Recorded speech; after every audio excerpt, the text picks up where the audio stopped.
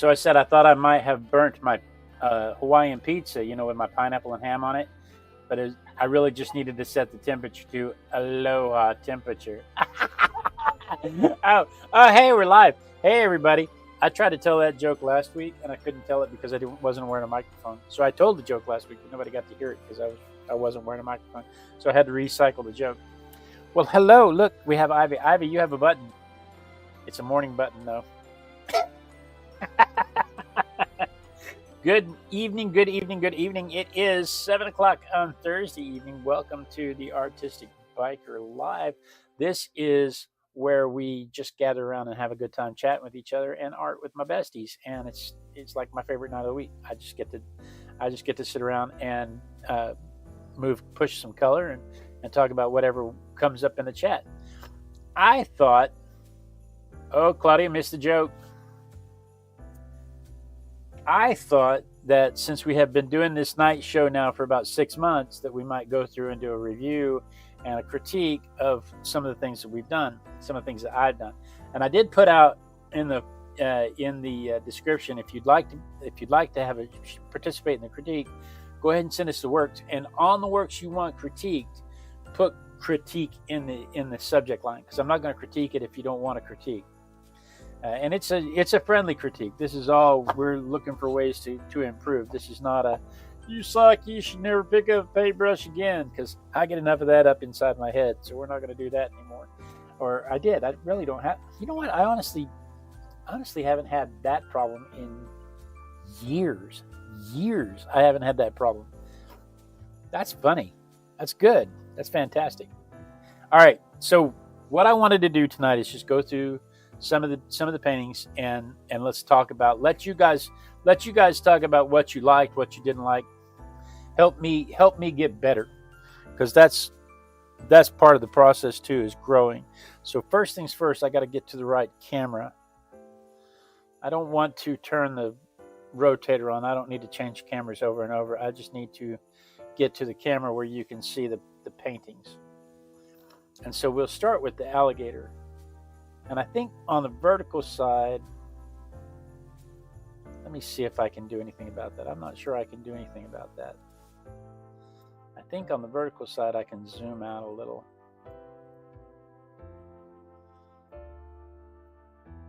That'll let the vertical people see the majority of the painting. Give me just a second. I know this is riveting entertainment on the horizontal side, because you can't see at all what I'm doing. But hopefully on the vertical side, they can at least see the center of the painting. So this was an alligator. This was the first one we did this year. Rick says you can always critique me if you want to. I'll try not to cry too loud. Oh yeah, you promise not to cry. That's the important thing, is you have to promise not to cry. So here's my alligator. And my first thing is, I feel like it's out of focus. I feel like the edges could have been a lot sharper.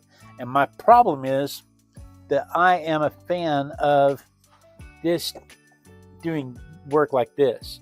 This is my favorite kind of work to do, this illustrative stuff where it's ink and wash. This is my favorite work to do. And we did an alligator, this alligator and this alligator on the same night. And I'm so used to doing this that I have a hard time finding the edges on this. And so that's my first critique. I think the second thing that I would say is that the background colors don't contrast the foreground colors very well. I don't feel like the animal is separated enough from the background. But I probably could have achieved that same thing just by finding those edges a little better. Because in reality, those are the colors they are. The alligator is that color and the background is that color. So what do? And the problem is with this critique, with this public critique, with you guys participating, is there's a lag. And so by the time you guys have seen what I'm trying to show you, we've moved on to the next thing. So maybe I should do the illustration first. I don't know. I'll tell you what, let's do this. That's my critique of my alligator. I like the perspective. I like the composition. I like the way he's coming at me. I like the fact that there's no detail whatsoever in the background, but you know what kind of background it is. I like that the textures are just hinted at, and that you don't have to. It's very, very minimalistic on the textures and the brush strokes. I just wish that I had found the edges just a little cleaner. So that was the alligator. And then next we had a cicada. And I feel like this one was a whole lot better. everything that I disliked about this one really worked out on this one. Rick says, I really like it. Got nothing to help you get any better. Claudia doesn't like his back right leg. His back right leg is this one. Claudia said she didn't like she didn't get his right back leg. So he's crawling. He's got this leg tucked and he's got this leg stretched out, reaching for more, or vice versa. But yeah, I think finding the edges would have been a whole lot easier to understand what was going on there. I agree with you on that one, Claudia. That leg over here, either way, you've got an issue either way. See, I think this is tail, and I think that leg is just right there. His front leg is bent back, and his back leg is kind of scrunched forward. And then on this side, he's stretched out. So his front leg is forward, and his back leg is back. And on this side, they're back together. So I can see what I'm trying to do. I just feel like the execution just wasn't quite there. Anyway, so I think everything I didn't like about that I solved on this one. Nice crisp edges. Nice crisp edges. Found everything like I was supposed to. Hint at texture on the wing. Hint at texture on the body of the cicada. The background, you have no doubt that what the background is. It's a leafy background out of focus. You have no doubt that he's on a stick. There's no doubt. But I feel like I might have gone a bit too far with the outlines, because I took that fine liner brush and I made the outlines. It looks like a pen and ink drawing. It looks like the way I would have illustrated it on a page. Pamela on the alligator said, I like the perspective. I also like the perspective. The only critique I have is your drawings are so good, but then when you paint, you lose some of the detail that you had gets lost. I would like to see you slow down. And that is also a problem I have, a struggle I have, because I paint so quickly in the mornings. My practice is so quick in the mornings, and I'm so used to just having just a few minutes here and there to do it, that when I actually sit down to paint, I don't take my time. You're absolutely right. And when I do take my time, it's obvious I've taken my time.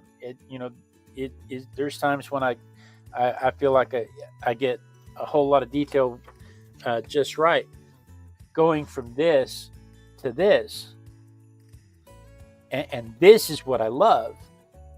This is what I did to try to this is what I did to get the experience and the practice and the feel for it, because I don't do this often enough.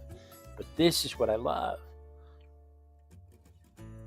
And I think it's obvious when you look at the two of them. So we went from the alligator to this bug, this cicada, to a set of clouds. Now I did a set of clouds. The night that I did the clouds, we didn't stream. There was some kind of error in the system, and so I didn't get an illustration. I didn't do anything else. I just did some clouds. I've done many other sets of clouds. I just that night I decided to practice some clouds, so I had some clouds there. But I don't have an illustration of this one because, like I said, we didn't stream that night for some reason. Honestly, I don't remember. I just know there's no video, there's no nothing for that night. I like the clouds. This is a good cloud study. I would like to have seen more. I would like to try this again with more detail, more patience. And another problem I have is they tell you to do thumbnail sketches. They tell you to do, color theory, play with the colors, play with the shading, do some studies of it before you go to the real thing. And my problem is that once I've done a study, I feel like I have already painted it and I don't need to move on. I don't need to do it again. I painted a cloud, now let's do something else. So I may want to paint the cloud again, but it may be 6 months to a year before I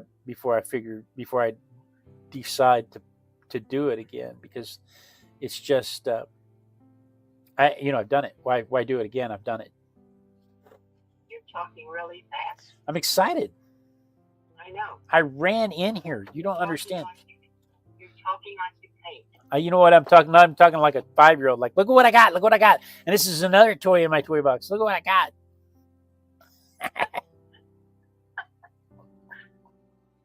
All right, I'm going to slow down. I'm going to move these clouds aside. Then we had a drag. No, don't be. I want to move you to Manning Assisted Living. Don't be that way. Okay, so we had a dragonfly then, and just like on the bug, on the cicada that I did earlier, this I feel like this one was well executed. I think this one would make a great T-shirt. I think this one would make a great print. You can see where I got a little sloppy.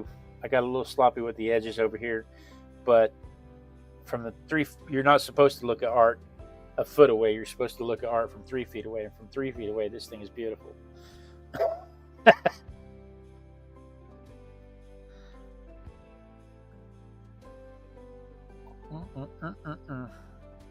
So yeah, there was a dragonfly here, and then you can compare that to the illustrative one.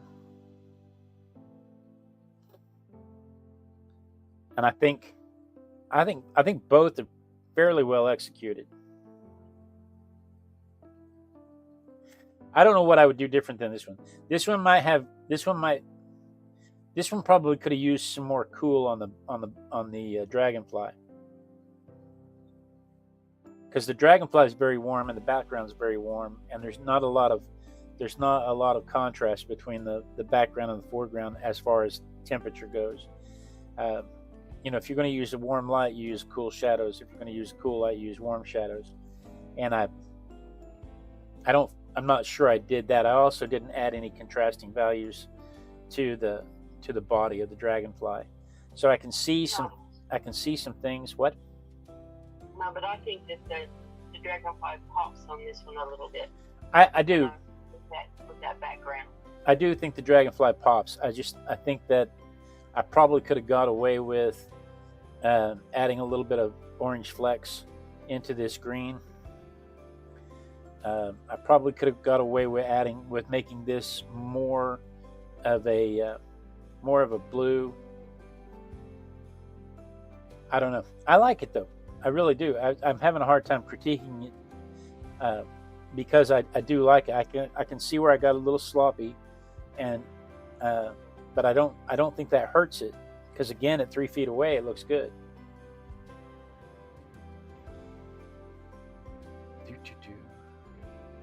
And then on the illustrative version, again, you can tell this is the style I like better. It's clean.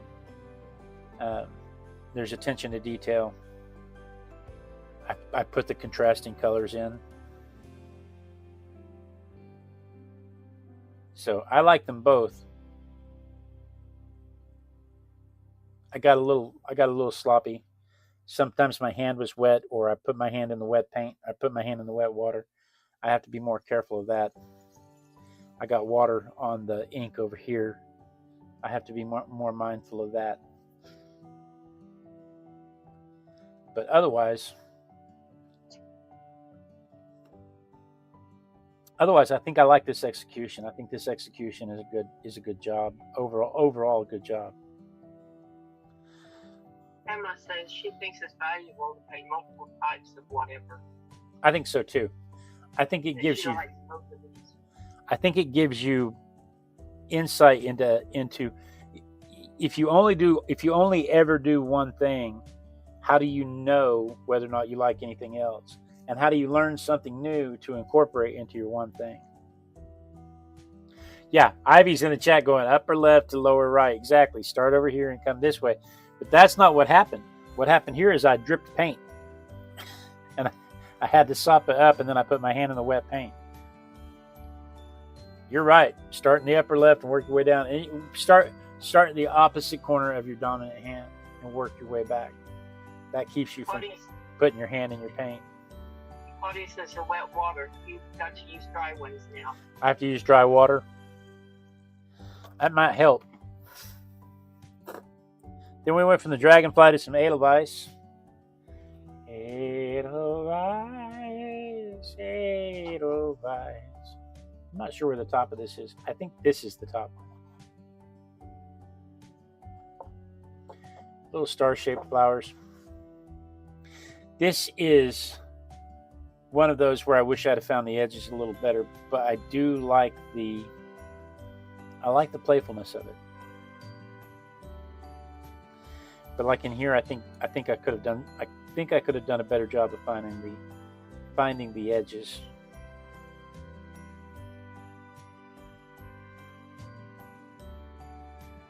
That seems to be an ongoing theme is finding the edges. Ivy says, "Dang it! Now I want some dry water to paint with." Rick's screaming at you.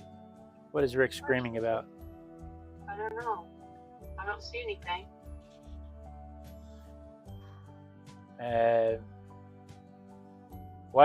What is Rick screaming about, Pamela? Dry water? You've got Mia on vertical. Hi, Mia.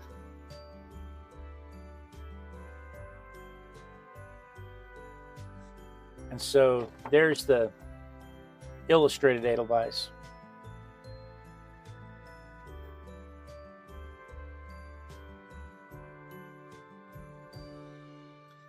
Ivy says she hasn't painted all week. You paint with watercolors, though. Pam says, Isidale Adibus. Oh, the song.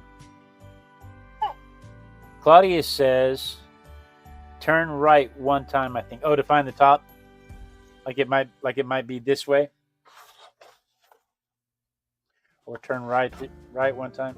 I can tell you this is where my signature is, and it's upright.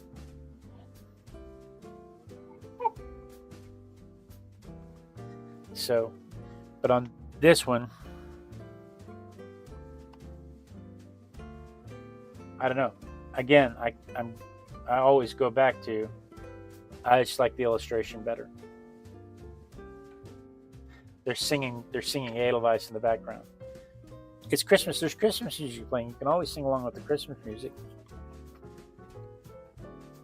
And then there was a frog. This frog should go this way. This back leg threw me completely.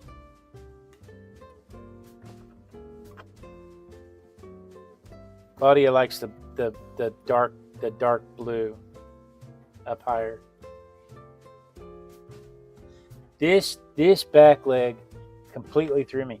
When I looked at this picture, I understood what was going on with the reference photo. But when I put it on paper, for some reason, I could not make it make sense. I knew what it was supposed to be, but right now it looks like he's got a shark fin sticking out of him. It just does not read like a back leg. I know what it was supposed to be. And I can see that it affected everything else I did, because everything I did was to try to distinguish the light and dark here. And if I lightened it here, then I had to darken it here, and if I darkened it here, then I had to darken it here. So I can see how this mistake moved into this to get the shading. because I was trying to get this shading to match this shading and leave this highlight with this highlight and these highlights.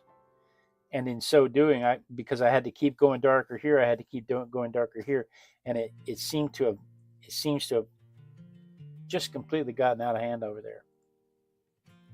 I do like the color scheme. I wish he'd been a red-eyed frog. Pamela says because it lined up with the design. Yes. Because the leg lined up. Is she talking about this, or is she talking about one of the previous drawings? I think this one. Claudia is talking about the blue on the first Edelweiss. She likes the blue on the top, this blue.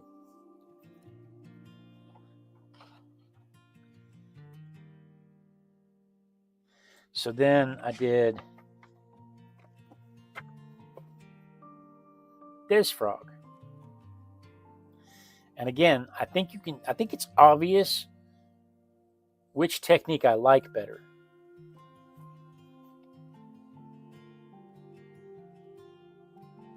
I think I already know which one I would put on a shirt. Some of these, the dragonfly and the cicada, I might put either one of those on a shirt. But this, didn't we do that guide this morning? We did one of these this morning. Yes, we did. Where is that? That's right here.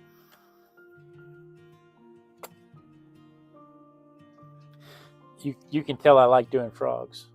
I just love him. You can tell I like doing frogs. There's a lot of vermilion in this one, Pamela. But on this one, if I were going to critique this one, I tell you, it's difficult because I like the composition. I like the colors. There's a lot I like about this one. Kirby, Claudia.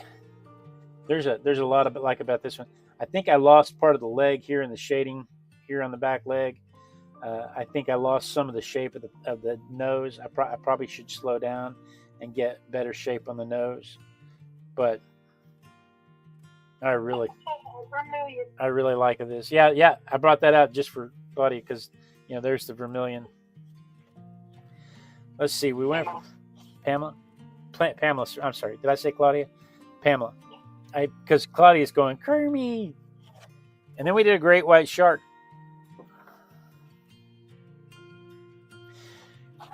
Claudia says his right eye can be a bit bigger. This eye over here. I don't know, because that's kind of crazy. I like. You're probably right. You're probably right. Probably would have worked out better had I made that eye a little bit bigger, or this eye a little smaller. But to me, this is crazy eye. He's kind of has his head cocked a little to the side, but his nose doesn't reflect that, which is what I was saying a while ago. I probably could have spent more time getting his face right. But you're right. Those eyes could have been in better perspective with each other. And then we went to a great white shark. Now, I like these kinds of paintings. I like it like this. I like it with the lost edges because it's underwater. It gives you the feel that you're underwater. I just like these kinds of paintings. I feel like if I'm not careful, my daughter is going to steal this painting. I think the only reason that I still have it is she's unaware of it.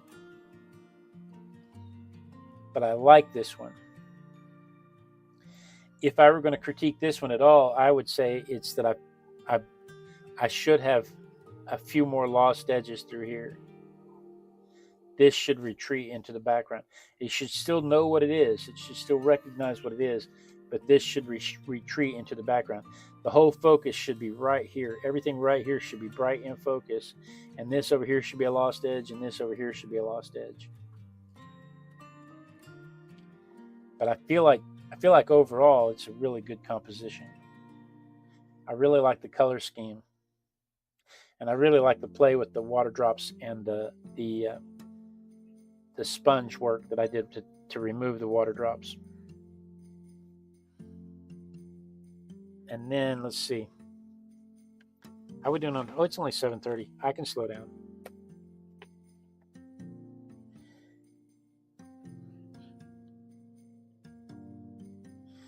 Hello, my name's Bruce. This instance, I enjoyed doing this. I think this is cute as can be, but I like that one better. I had more fun doing this one. And again, this is the style that I love to do, but I actually like this one better.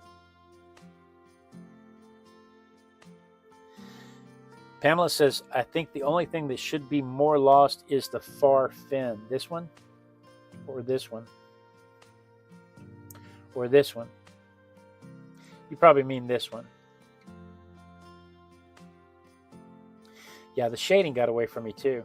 This line should have been very well defined,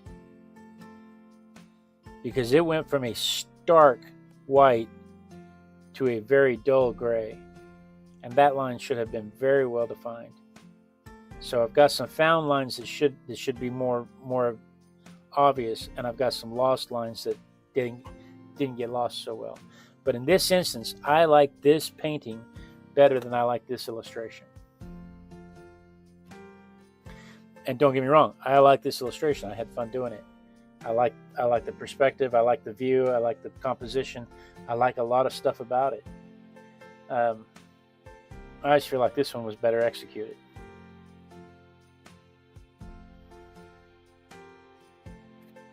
That doesn't happen often. Usually it's the illustration that blows me away.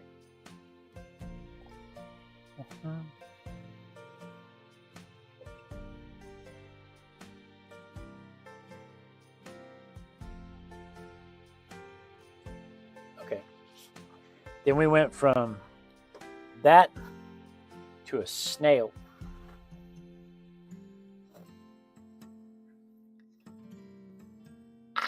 This one, you know, it kind of grows on you.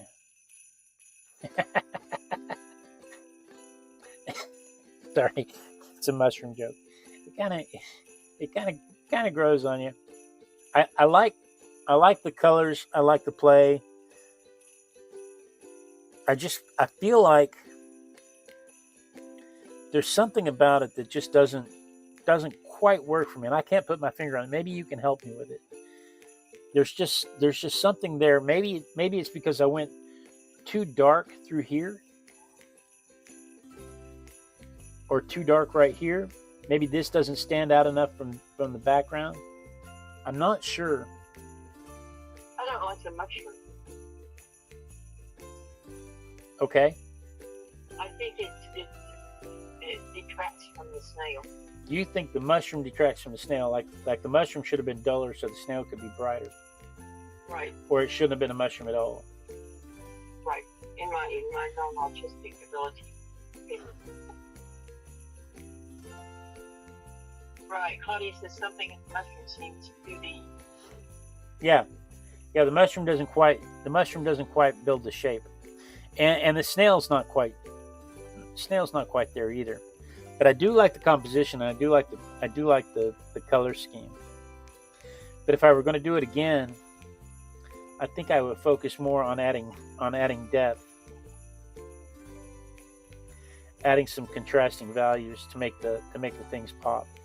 Like this is a lot of ochre through here. This should have had some lavender in it. Yeah, and I agree with Pamela. She thinks you should have more shadow under the snail. Something on the mushroom. You can see there was shadow, but it got washed away. Something on the mushroom to show that the snail it's not just pasted on top of the mushroom. That the snail actually has. Yeah, Adi says it's too green under the mushroom, and peach just a tad too much. Right here. I get that too. But yeah, and again, this is a lot of ochre. It should have had more. It should have had some lavender in it. This is a lot of vermilion. It should have had some blue in it. The white dots don't really play off well, and the shadow of the snail is lost. But as far as kind of a psychedelic swirl of colors, it's a nice swirl of colors. It was a fun time painting it. Did I do an illustration? The next illustration in this book is not a snail. I'm sure that I did an illustration. Let's figure out where it was. I have to move my book away from the camera because this book has things that will get my channel demonetized. And will make my friends go, they gasp. I can't believe that you would draw such things. Yes, you can. Was it this one?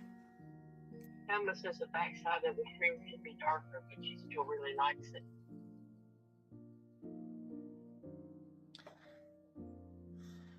Claudia says stolen. What's stolen? What are you stealing? Either the one you're looking for or the one that... Oh, and Ivy says she can believe some of the stuff that I've drawn. So yeah, there's the snail illustration that I did, and you can tell I love this. Yeah, I like the illustration snail. I wish the lines had been cleaner. I should have spent more time making the lines clean, because you can see where I doubled over them. I like when I do the lines with a single stroke of the fountain pen, not when I go back over them a couple of times, and you can see the double edged line. You can't see it, but I can, and I can see the stray lines. I think the line work could have been better. I could probably go over that with a brush. I could probably break out the brush pen and fix that. But I can also scan that in and have my software and use my software to clean it up so that I don't have to for a t-shirt or a coffee mug or stickers. Claudia wants stickers. Snails are in the family Helionyx because they have this Helios structure. When you talk about DNA having a double helix, that's what they're talking about, the double twist. Helicopters. Then we have an ibis. Is it an ibis or an ibis? I like the ibis. I think the composition is really nice on the ibis. I think the contrast in colors is really nice on the ibis. I think that's a lot of vermilion and crimson. I think that the background could have been executed a little better. I think there could have been a little more reflection of the bird in the water to illustrate that the bird is standing in water.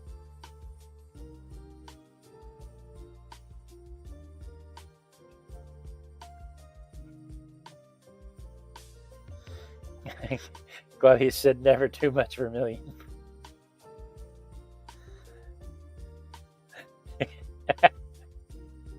So I feel like there could have been more reflection on the water. I feel like the background could have been executed just a little better over here. Over here you can tell I probably got bored with it. Even more vermilion, Pamela. But I do like the pop of color. I absolutely love that pop of color.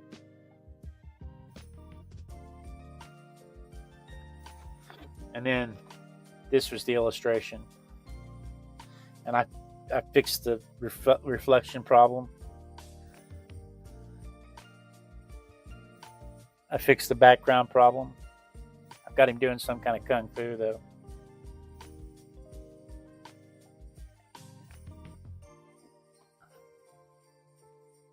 I feel like the lines could have been cleaner here.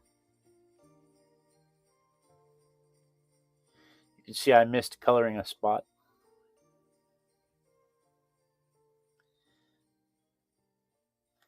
But I like this one better.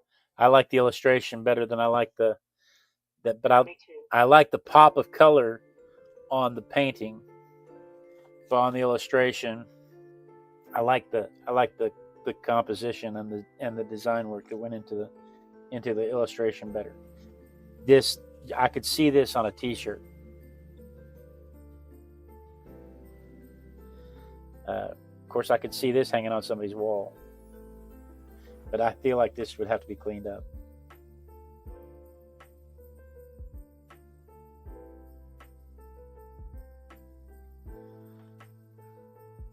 Ivy says, "Oh no, you missed a spot. 20 lashes with a wet noodle." Just 20? What do I have to do to get more? The night show is not a family show.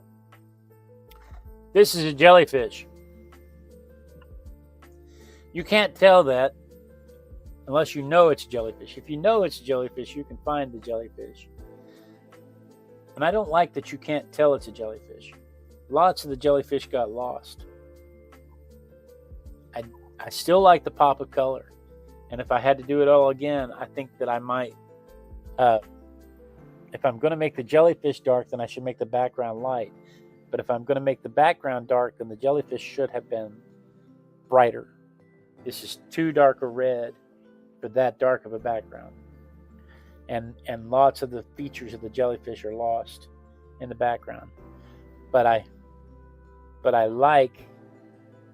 like the pop of color. I like the burst of flames in the jellyfish.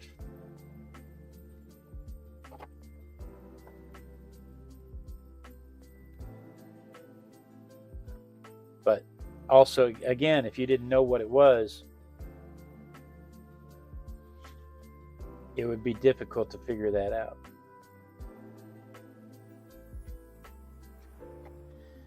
And then there's the illustration. And it's almost the same. It's almost the same struggle with the illustration. It's hard to paint living balls of snot and make them look like living balls of snot. And because neither one of these, I feel like neither one of these were really successful, it makes me want to do it again. I don't feel like I've done a successful jellyfish yet. I can draw them, but once you start painting them, they start losing something.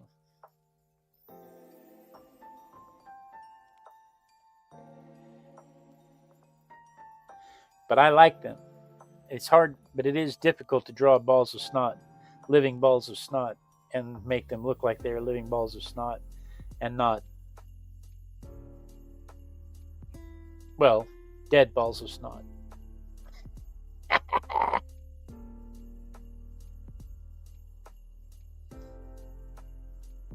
All right, and then we went to a baby bunny called a kit. Now I like this one. I do like this one. I think it's got just the right texture on the. Pamela says, I think the lift out technique might work better for jellyfish or snot. Probably so. I'm going to have to try that for jellyfish or snot. I'm going to have to try the lift out technique. But on our kit here, if I were going to criticize anything, I would say that the hairs are just a little too thick. I think the detail hairs kind of detract a little bit. They should have been longer, thinner, and smaller, so that they don't detract from the overall coloration and shading of the rabbit.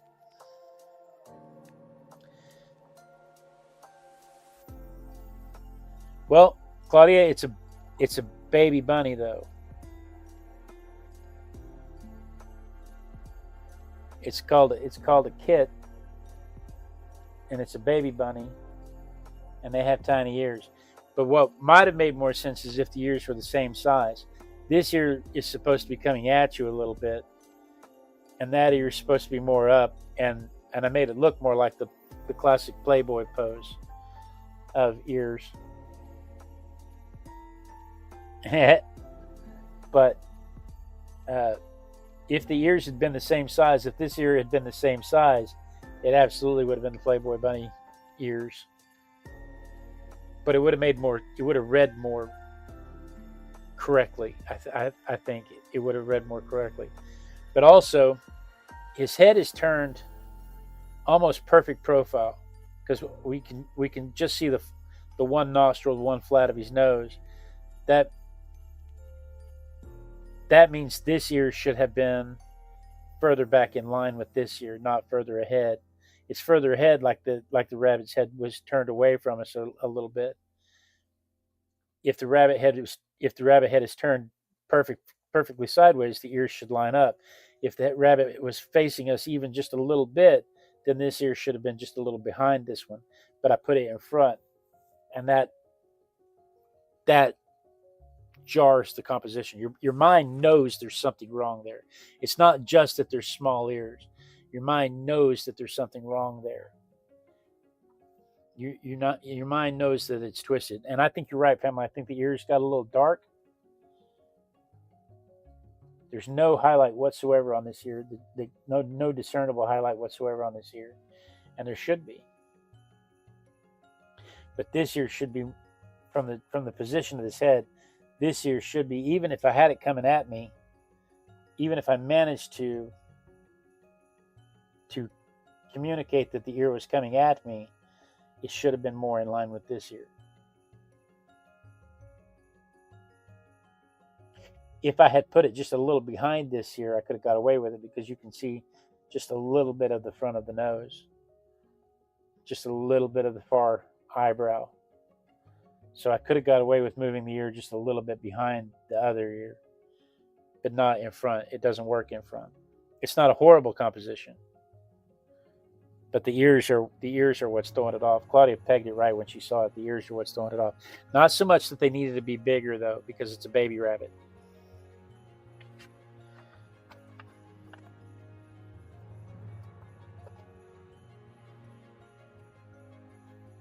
On this one, I have the rabbit looking away from us.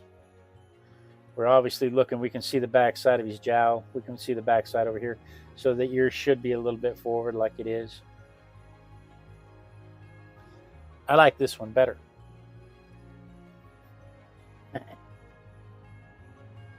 Claudia says it still looks cuddly.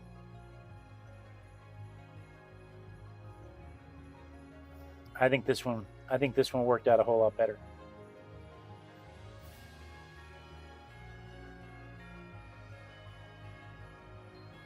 Pamela says, I have a picture of a baby in profile, and you're completely right about the ears, but it is an effective bunny. But I do like this one better.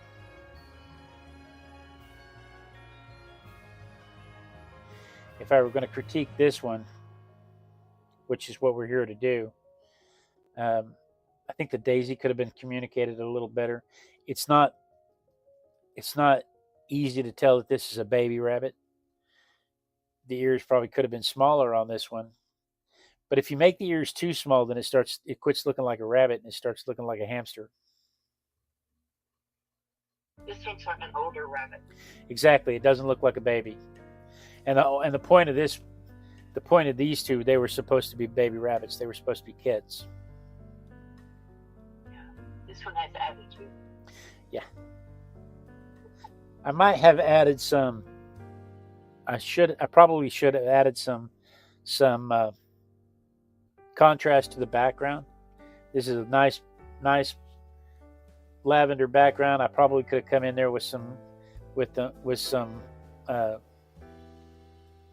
lemon yellow drops, like boba, because it looks like a lot of blank space. And I probably could have put some lemon yellow drops like boba, just to break up that space. But as far as the rabbit himself goes, if you just zoom in on the rabbit, I dig the rabbit. Very Watership Down. Exactly. And we have a lobster. Vermilion.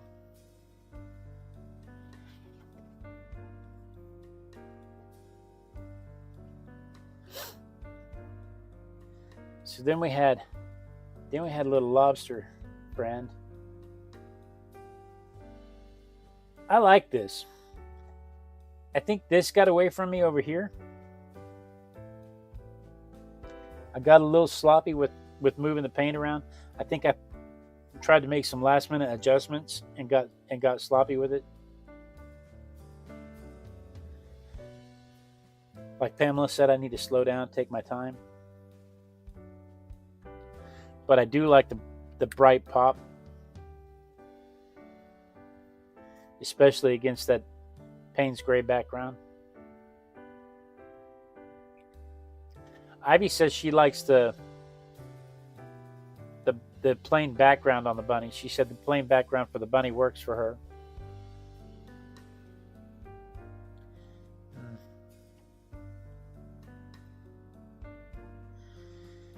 Claudia says she loves the lobster. See, the rocks in the background didn't come through. I lost the rocky background. You can't have a rock lobster without rocks, right?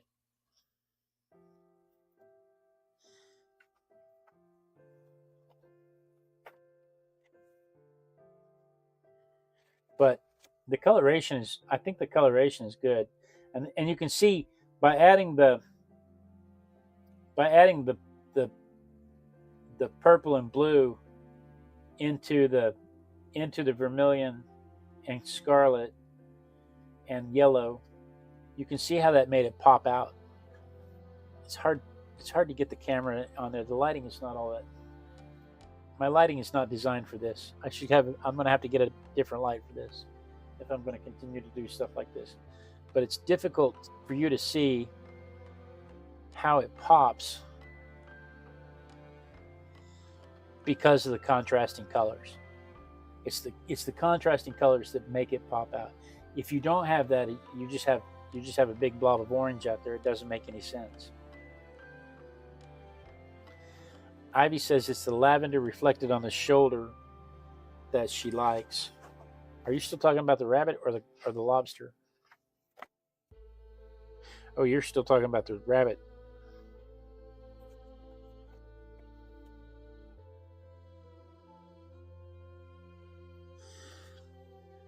Pamela says, I have to admit the lobster didn't translate for me, but then I'm not really familiar with them.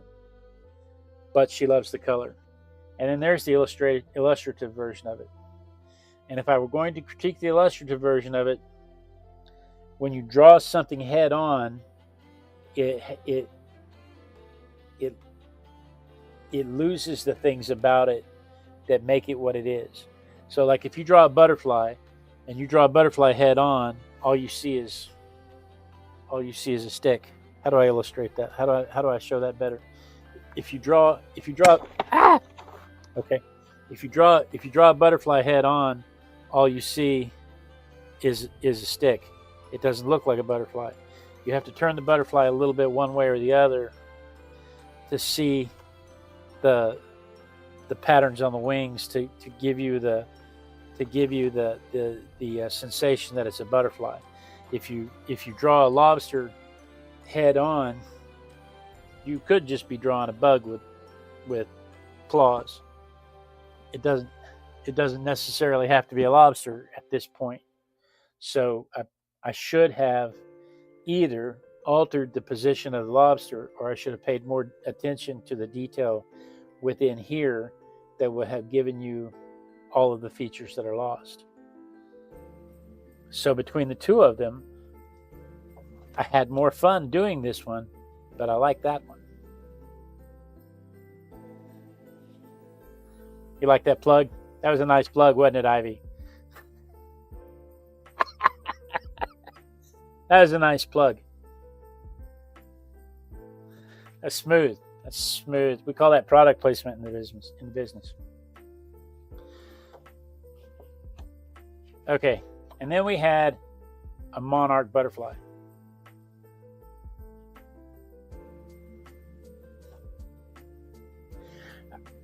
There's some good color here, but either it shouldn't have had as much detail as it had, or it should have had a whole lot more detail. Pamela says this book is available on Amazon. Pamela says this book is available on Amazon. This is a coloring book where I take my daily drawings and I put them into real life situations. So this is my coloring book that I made, and it's available on Amazon. Just look for The Artistic Biker. Look for Jonathan Manning.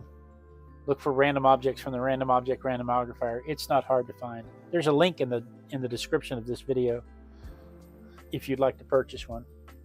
Anyway, this monarch butterfly. The blue could have been brighter for the body. I feel like it either needed more detail or I should not have put as much detail in it as I did, because it's right there on that edge of should have been one or the other.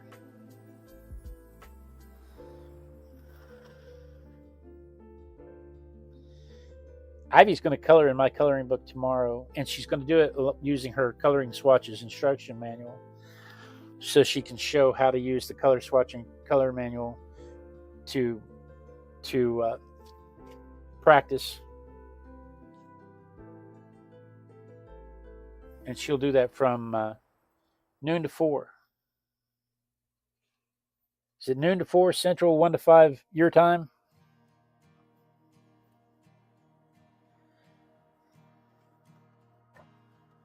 And then here's the illustrated version. Yeah. Like I said, it should have either had more detail or it should have had less detail. It's right on that edge where it should have gone one way or the other. I agree. The background's a bit distracting. Right. It's kind of the same busyness as the butterfly. Yeah. Background's just a little distracting. And then you throw in the illustration. And I feel like the illustration worked better. I still had some struggle with double lines. I feel like the inking could have been cleaner. But I can clean that up. I can still clean that up. I could take an ink brush to it and clean that up. Oh, gee, I love this one.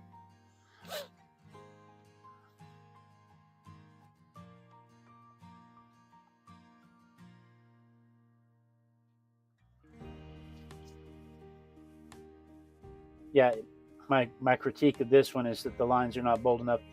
And I lost his blue. I lost his blue in his body right there. It's completely lost. I don't do black. I try to mix up an extremely dark lavender and then save black for the very darkest spots. And I don't do white. I do like an eggshell, and then save the white for the very brightest reflections and stuff, so that you can get that. So you can get that contrast. What are you laughing at? Claudia wants to know if she can have a toilet break, or shall she take us with her? Can I have a toilet break, or shall I take you all with me? You know what? It's time for a toilet break anyway. Let's take a little break. This was where we were going to stop anyway. Let's take a little break. Go make some room for some more coffee and get you another drink, and we'll be right back. When we come back, we'll do What's on Your Easel. Memory, all alone in the moonlight, I can smile at the old days. I was beautiful then. I remember a time I knew what happiness was. Let the memory live again.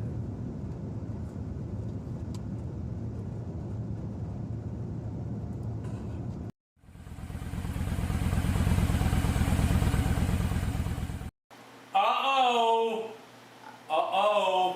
What day is it? Who can tell me what day it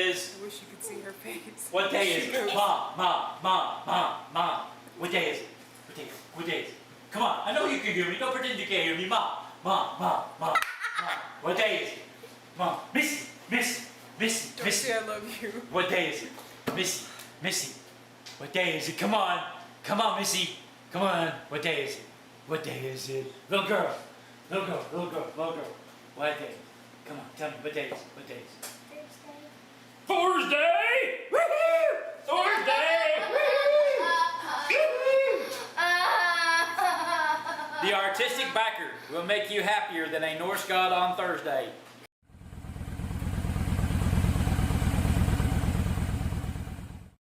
All over Paris, the city wakes to the bells of Notre Dame. The fisherman fishes, the bakerman bakes to the bells of Notre Dame. To the big bells as loud as thunder, to the little bells as a song. And some say the soul of the city's the toll of the bells of Notre Dame.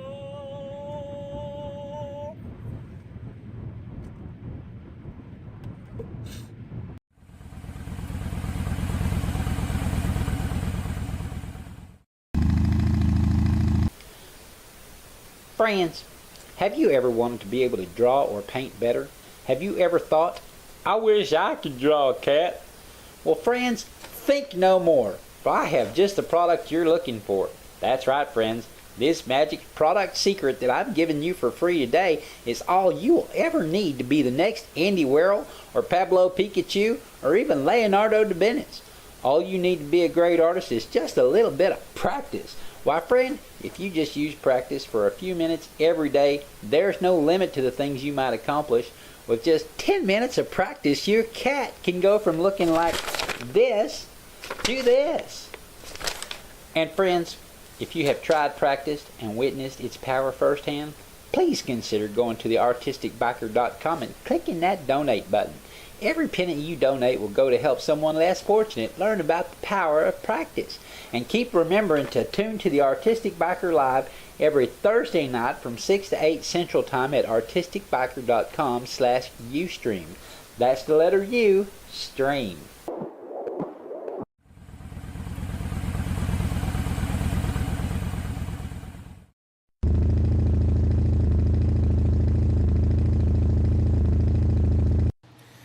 Hello! We here at the Artistic Biker Laboratories, our research and development team have been working hard to develop a chemical that once ingested will turn anyone into an amazing artist. Watch while I demonstrate on this lab assistant. Safety first. Take this pill. Oh my. Oh, well, I think that we shall call this a limited success. But until there is a magic pill to make you an amazing artist, just keep practicing and keep watching the Artistic Biker Live on Thursday nights from 6:30 to 8 p.m. Central Time. That's artisticbiker.com/Ustream. That's the letter U, stream.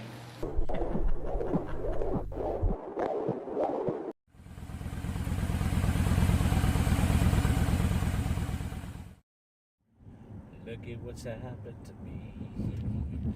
I can't believe it myself. Suddenly I'm up on top of the world. It should have been somebody else. Believe it or not, I'm walking on air. I never thought I could be so free. Flying away on a wing and a prayer. Who could it be? Believe it or not, it's just me.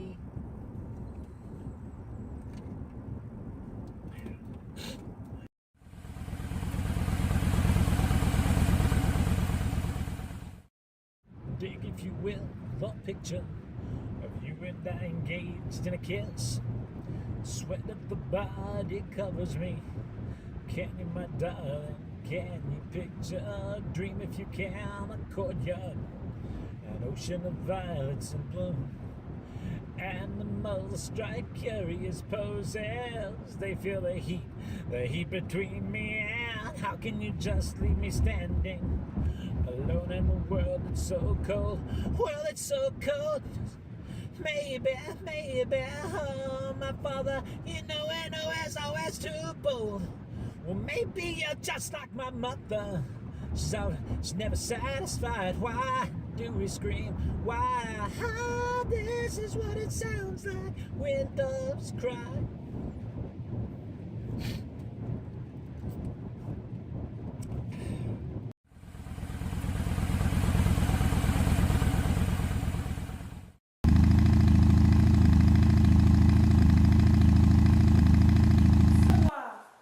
Honey, Yes, my love.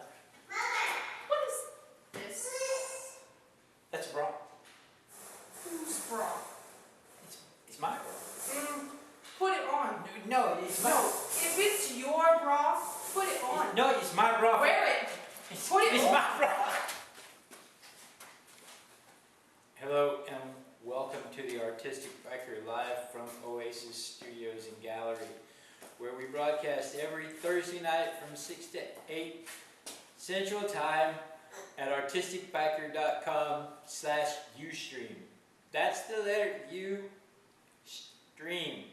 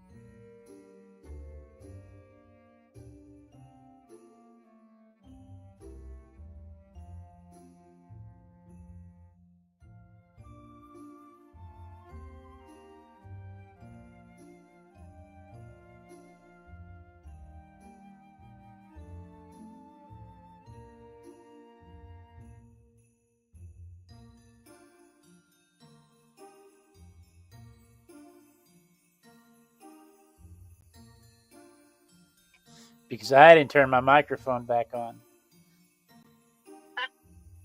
Because I had the microphone turned off when I went to the potty break. So everything I just said is completely lost on y'all. That's okay. It's all lost. You missed out on the whole story. So what I told you about was that bra scene.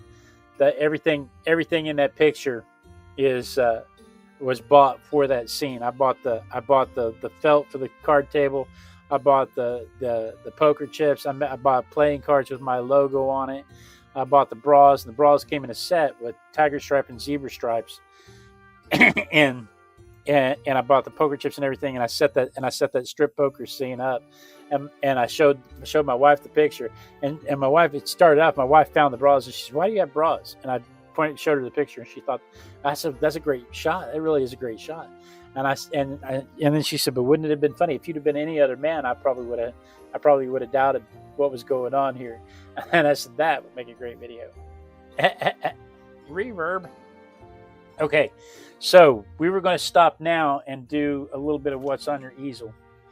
Let me see what we got.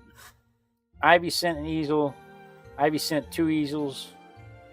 Pamela, I thought you sent something. I swore you sent something. I've got Rick's frog from this morning. I would have sworn that I saw an email from you about your mother.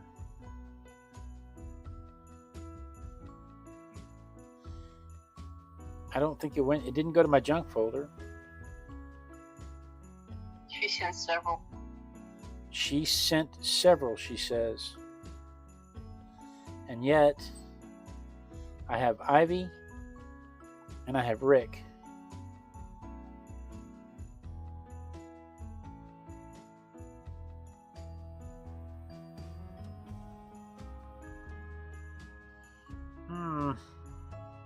Why do you suppose that is? And I know it's not because I'm talking to you, because Ivy's... there we go. There we go. I got them. They came in just now. Must have taken some time to load. Hopefully, we can see the images. What usually happens is that I can't see the images because the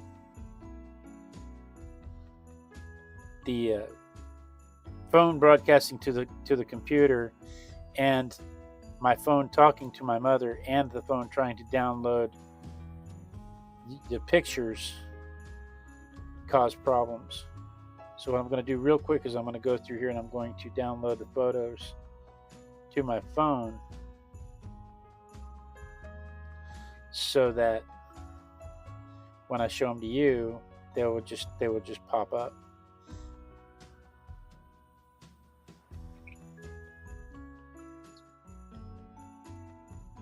Oh my goodness, what a beautiful cow. What a beautiful frog. Wait till you guys see this. This is fantastic. I couldn't have done this before the show because I just now got them. So give me just a second. Okay. So now I can share my screen. Entire screen. Sharing the screen. And I know that the screen is going to go black. The television, your monitor is going to go black for just a second while I refresh this. So give me just a second. Why? What's going on here? Why? Where is the...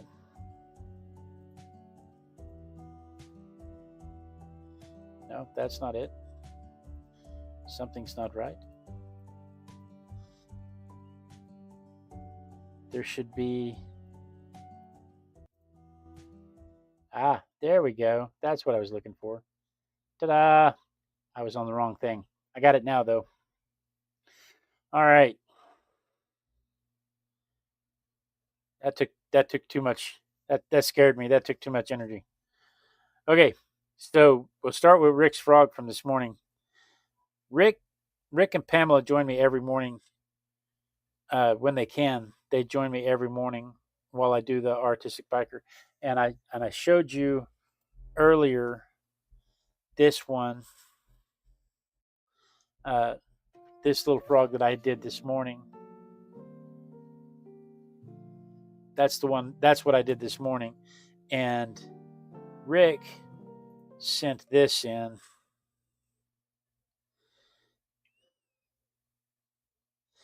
Where he is watercoloring along with me.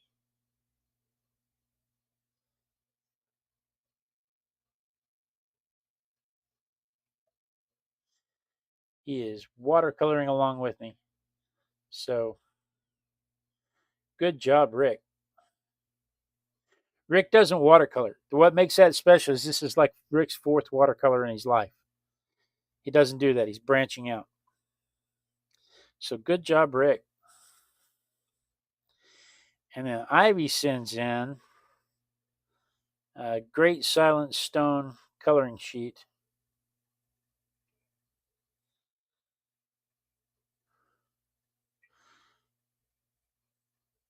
Colored pencils.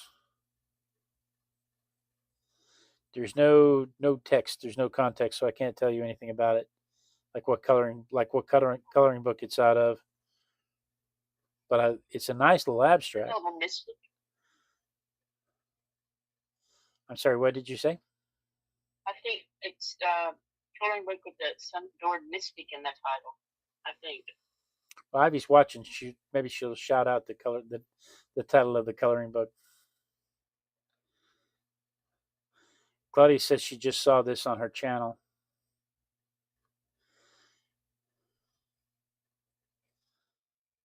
Yeah, The Mystical Lands of Utana. The Mystical Lands of Utana by Karen E. Myers. Okay, and then Ivy sent... This is Ivy's temporary studio. She moved in someplace where there's air conditioning. I bet it gets hot out there in the camper where she got a little room there playing playing video games, doing her art on the table there. She's got a little setup like I do, just right in front of the monitor where she can art or play games or watch videos.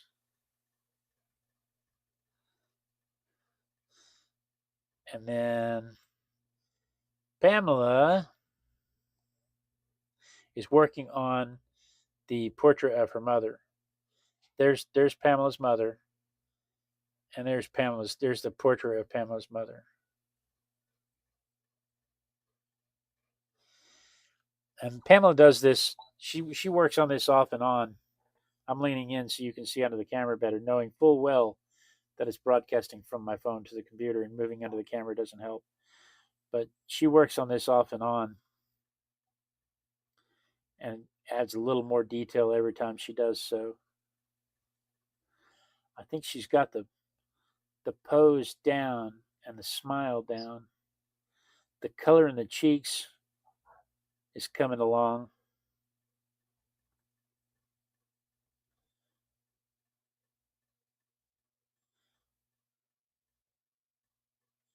It looks really nice, Pamela. I think the chin could be just a little bit longer.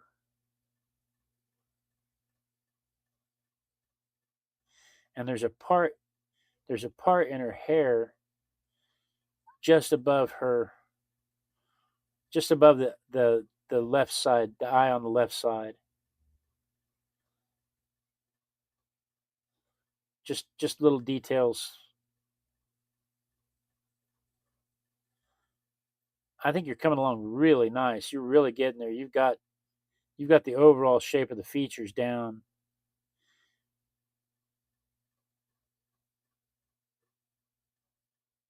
And every time we come back to it, Pamela, it's just a little bit more detail and a little bit more color. And it looks really nice.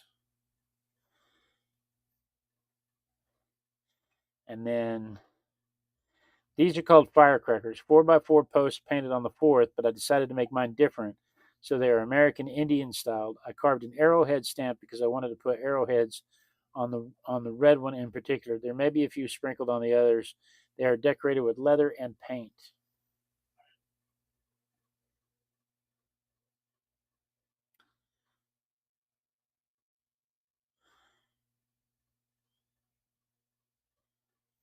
Those are beautiful. There she's carving out an arrowhead.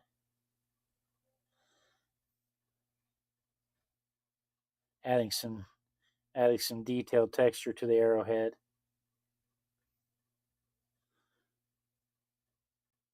And then that is what the stamp looks like. Bob Ross.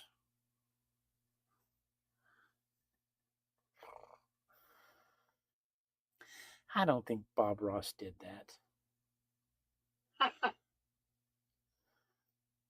And then this is Pamela's daughter's crochet and Pamela's succulents.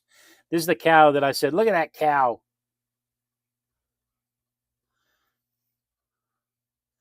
Look how cute that guy is.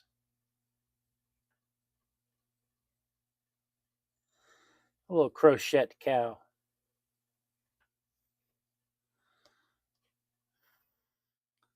And then here's that frog. I said, look at that frog. That's frog with a PH. Frog. And then here's some succulents. That's your 30-day challenge right now, isn't it? Succulents.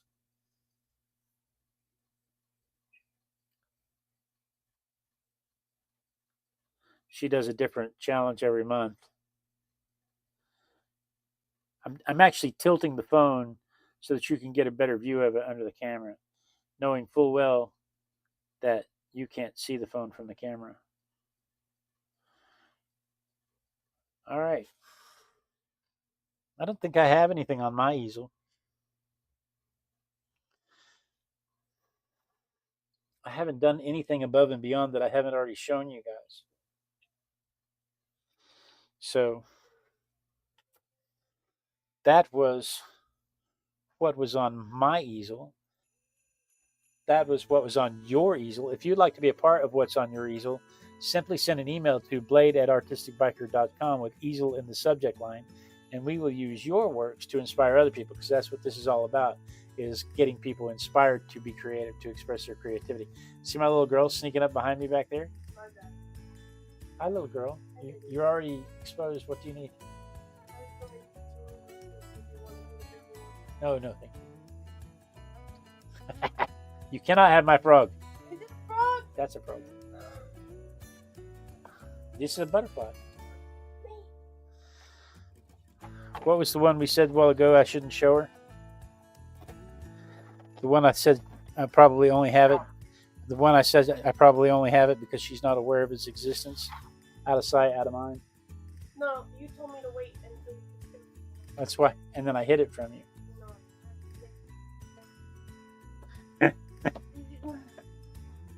Waiting patiently. Okay. Got my eye on you, sis. All right. So I just said you went too fast. what did I go too fast on? Listen, Pamela stuff like the succulents and the. Oh. You want to see the succulents again?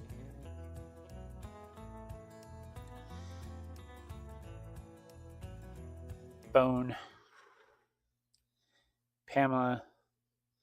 Okay, so there was the crochet cow that Pamela's daughter did.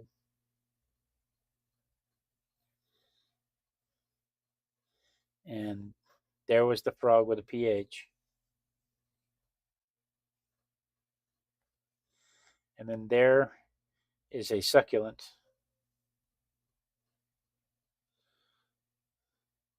Is that a paracactus? Is that what they call a paracactus? That grows the little red pear-shaped fruit.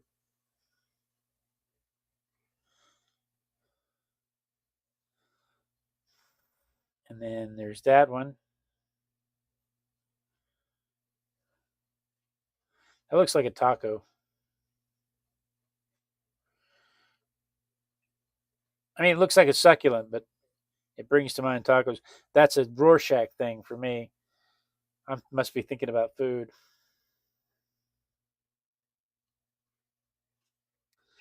More succulents.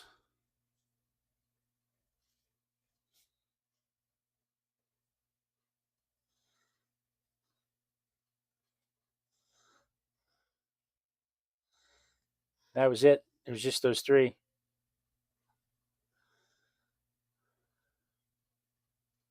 So, again, that's what was on your easel. That's what was on my easel. If you would like to be a part of what's on your easel, simply send an email to blade@artisticbiker.com, and we'll, with the subject line easel, and we'll use your works to inspire other people, because that's what this is all about, is to inspire people to be creative, to express their creativity, give people permission to be creative.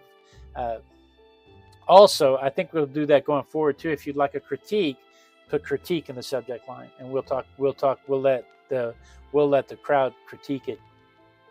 But guys, let's get back to our regularly scheduled program. So let's just turn back over to the overhead camera. Oh, that's a subtle hint camera. That's not the overhead camera. Hang on. There we go. That was the overhead camera. All right, so that was Monarch. Ooh, and then we had Nightshades.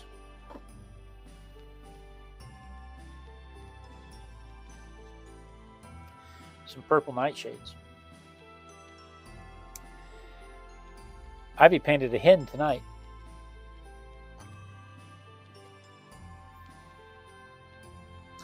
So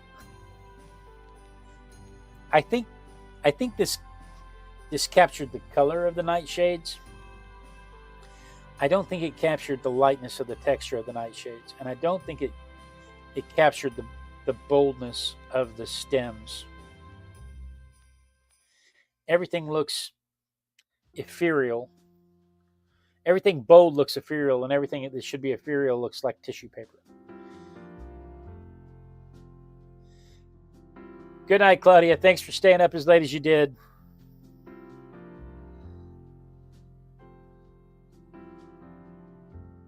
What? Ivy said I'd have painted a rooster, but there's way too many jokes inherent in that one, right? Oh, I go straight to those jokes every time I paint one. That's a good-looking rooster.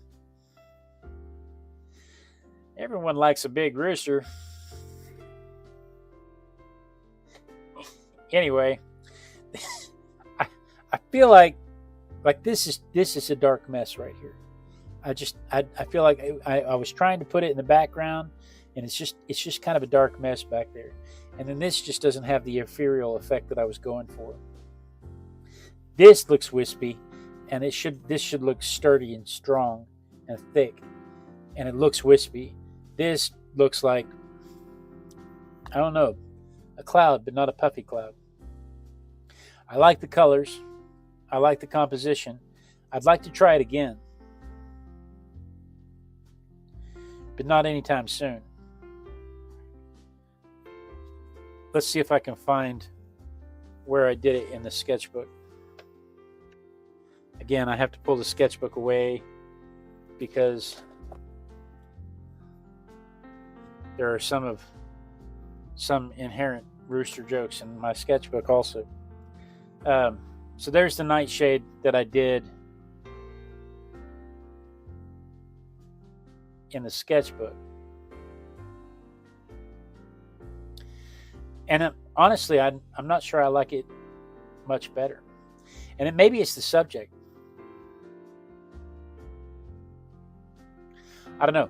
I'd like to try it again. I feel like the colors kind of got away from me. There's not enough pop to it. It doesn't. Neither one of them really shoot off the page to me. Neither one of them really look like they're.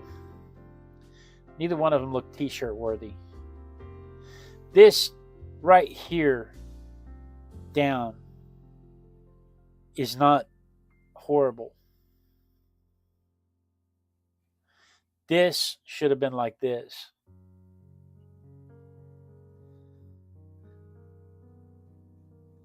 They don't talk to me. No, neither one of them talk to me.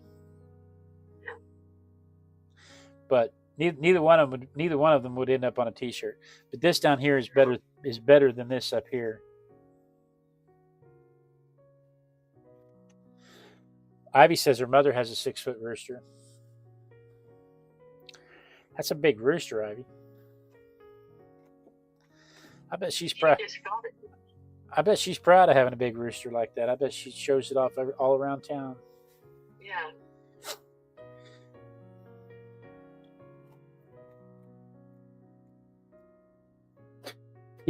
PG-13. This show, maybe it's NC-17, but it's somewhere in there.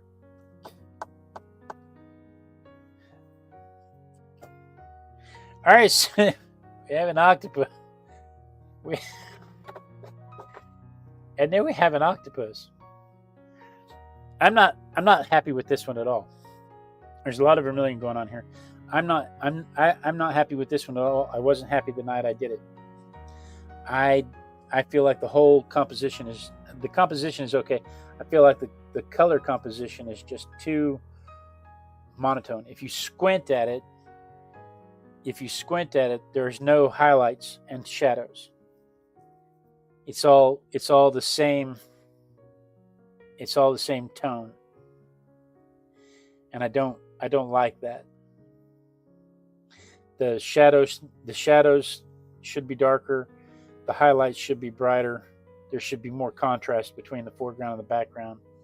There should be more contrast between the light and the dark. There should be more contrast in the coloration. And if I did it again, there'd be a whole lot more splash of color on this all over the place.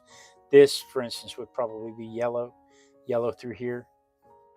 And it would blend into the red, and it would end up scarlet on the bottom. And then this would be stark white. Or it would read stark white. And I may have to do this again just to satisfy just to satisfy that need. That's exactly right. That's exactly right, Ivy. Ivy says it needs to be more dramatic. There's not enough teenage angst. You wouldn't look at that and believe that it would swim out in the ocean and touch a boat. You made me ink. Now I have to figure out where the illustration is. I may have switched books at this point. Dun, dun, dun, dun. You think I would have had all this already prepared? It's not like I didn't have a 10-minute break to switch books.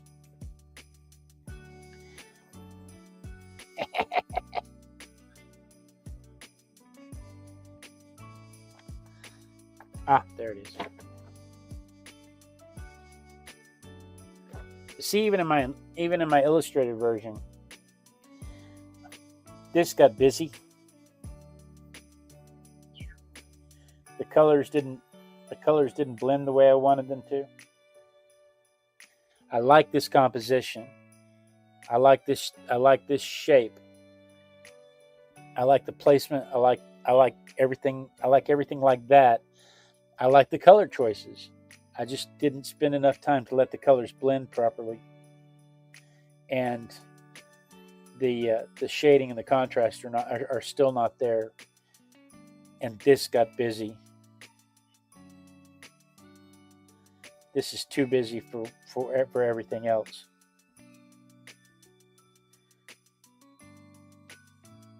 So this is another one where neither one of these would make it to a t-shirt. But this, you're right, this one has personality. This would be the one I'd choose to improve upon. If I were going to make a t-shirt, this is the one I would go with to improve upon. But I still want to try this one again. I want to spend some time doing this again. But and Pamela says, I named this one Professor Squid. That's a good name for him. That's a good name for him. But we'll try this again sometime in the future. It'll take me a while to come back around to it, because like I said, once I paint something, I feel like I've already done it. There's no point to go back to do it again. That's from what movie? Where Ivy said, what movie is that from? That's from Finding Nemo. Don't you touch that butt! Because he says butt instead of boat. You guys made me ink.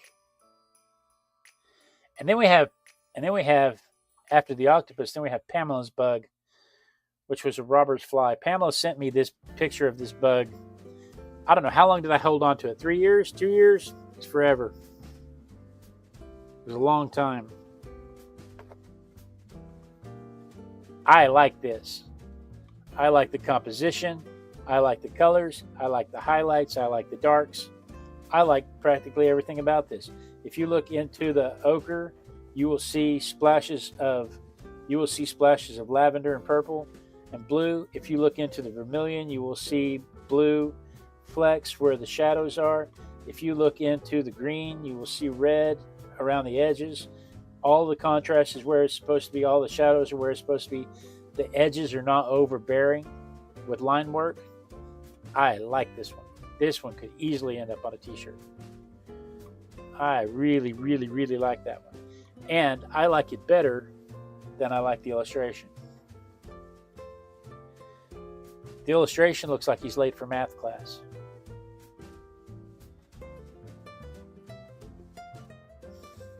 This looks like somebody that's going to take off and steal your lunch money.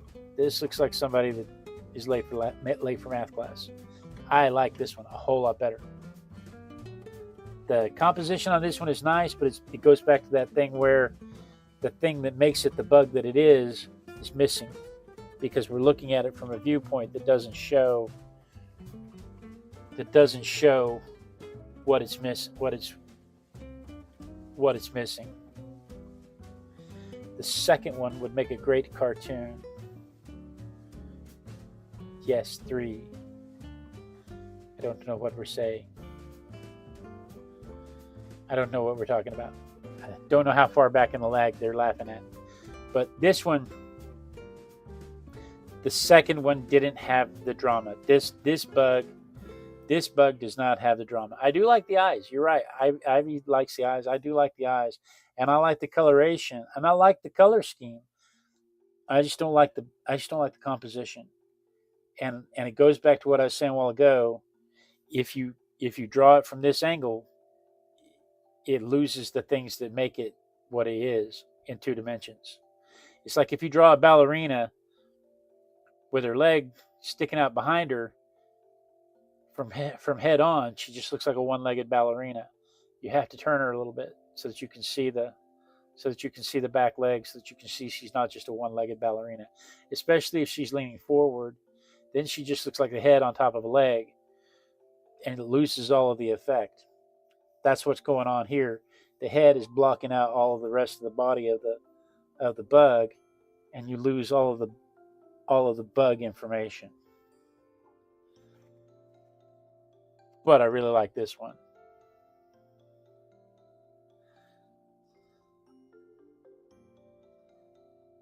So this was Pamela's bug.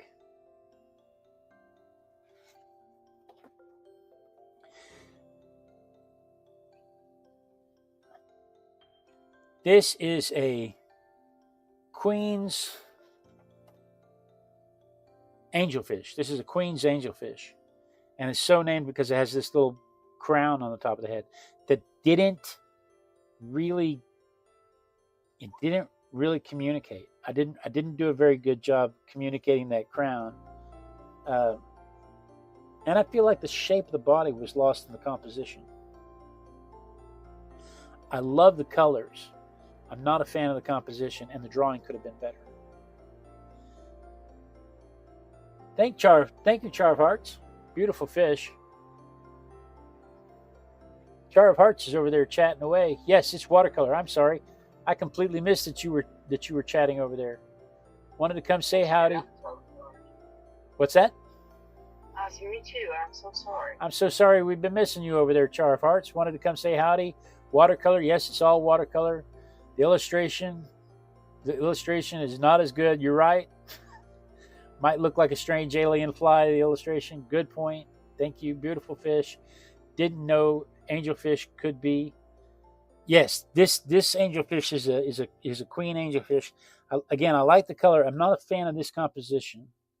And it's my composition. So it has lost its angelfish shape. And the illustration, at least you got the crown thing back a little bit, but I lost some of the highlights in the crown thing. Again, the color's good, but from this angle, you can't tell that's an angelfish. Char's a friend of Ivy's. Oh yeah, I know Char. I recognize her. She's been to the show before. I didn't see her chatting away over there on the vertical side. So once again, this could be a salmon with clown paint on. The composition is lost because the things that you would identify as an angelfish are missing because you're looking at it from the wrong angle to identify it as an angelfish. I still like the colors. I like the blue background. I like the yellow. I like the contrast. I like the lights and darks. I think the crown could have been better executed, but I think it's all lost on both of them. I think it's all lost on the angle of the fish. I didn't want to just do a profile of the fish, but you almost have to do a profile of fish to capture all of the things that make it an angelfish. So maybe I should have done 2 fish. I could have done 2 different fish from 2 different angles in the same picture, and that might have satisfied the issue I was having. I still like the colors, though. I think the colors worked well on both of them, but neither one of them really satisfied my angelfish, my desire to do a queen's angelfish.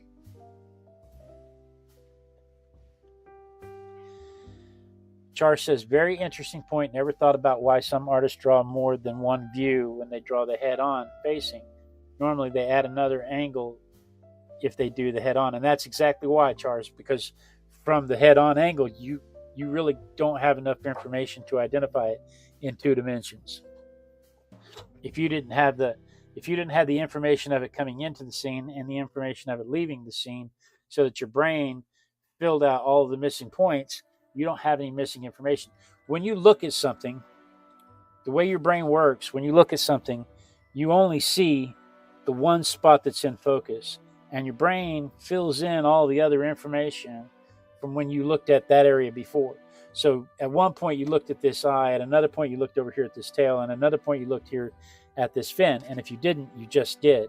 And so now when you focus on this part of the fin, your brain is filling in the information here. Now take that to a crime scene and you look at something here, and things in the background will show up that your brain will interpret as something else. And that's why 15 people can witness the same crime scene and see completely different facts. All 15 people can be looking from the same exact angle and come away with completely different information. It's because you're not really seeing this. You were looking at this, you're not really seeing this. Your brain is filling in what it saw before. So when you see the ballerina come out across the stage, your brain fills in all the information that it's a ballerina with 2 legs, and she's moving in space, and she's tucked that one leg behind her, so she's not a one-legged ballerina. But if all you ever saw was bloop, and you don't know anything else about it, you don't know that the ballerina has another leg. Your brain doesn't have that information to fill in, and so it always looks off to you. Same thing's going on here. It's in a painting. If you don't have something to give you the brain the rest of the information, your brain doesn't know how to interpret it. That's science. I love to talk about that kind of stuff. We normally talk about that kind of stuff on the morning show, though. The morning show is more biology and science and history. Mm-hmm. I like it. Somebody put rum in my coffee. Okay, this is a roly-poly. It's an isopod. This one's actually not a roly-poly. This one's actually a deep-sea isopod. But doesn't he just look mean? I like your T-Rex. I do too. I like the contrast. I feel like the overall part through here might be just a little dark. It might just be, I might have just been a little heavy with the shading, especially right through here, to get the contrast I was going for. I probably could have achieved the same thing with a nice purple, but instead I went with a green. I added green to my Payne's gray. I probably could have got a better shade with purple like I did here. See how that purple and that ochre and that yellow gives it pops it off the page, especially right next to that highlight. Okay, Shar. Thanks for stopping by. I really appreciate it. And thanks for the nice comments. So then we go to the illustration, which I like a whole lot better. I think the illustration, that's ready for a coffee mug. That's ready for a t-shirt. I have, let me see if I have it. I thought it was right here handy. A roly-poly that I did a while ago. I thought that book was right here handy, because I did think it might come up tonight.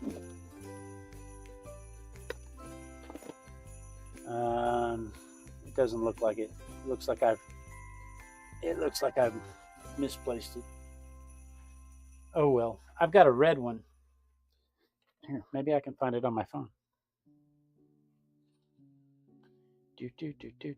Let's see if I put it in my portfolio folder.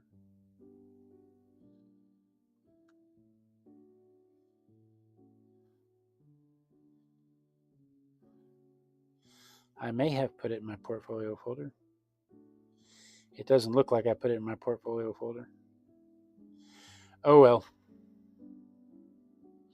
The red one is balled up, and I thought it would look good on a coffee mug with the phrasing "not before coffee." And then you put this one on the inside of the coffee mug. That's better.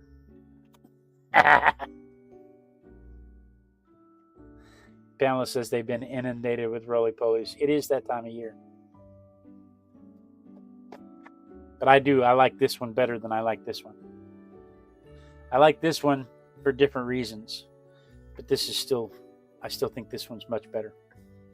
I like the line work. I like the color. I like the composition. I like the simplicity. I don't feel like the dark is overworked.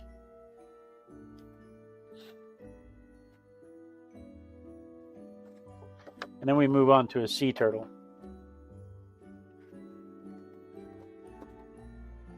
We're getting close to the end.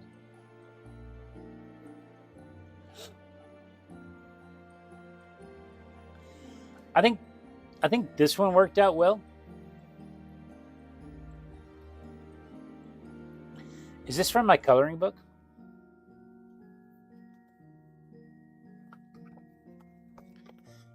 Did I do this one?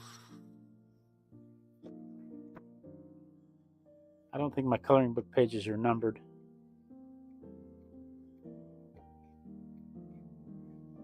Yes. This is from my coloring book.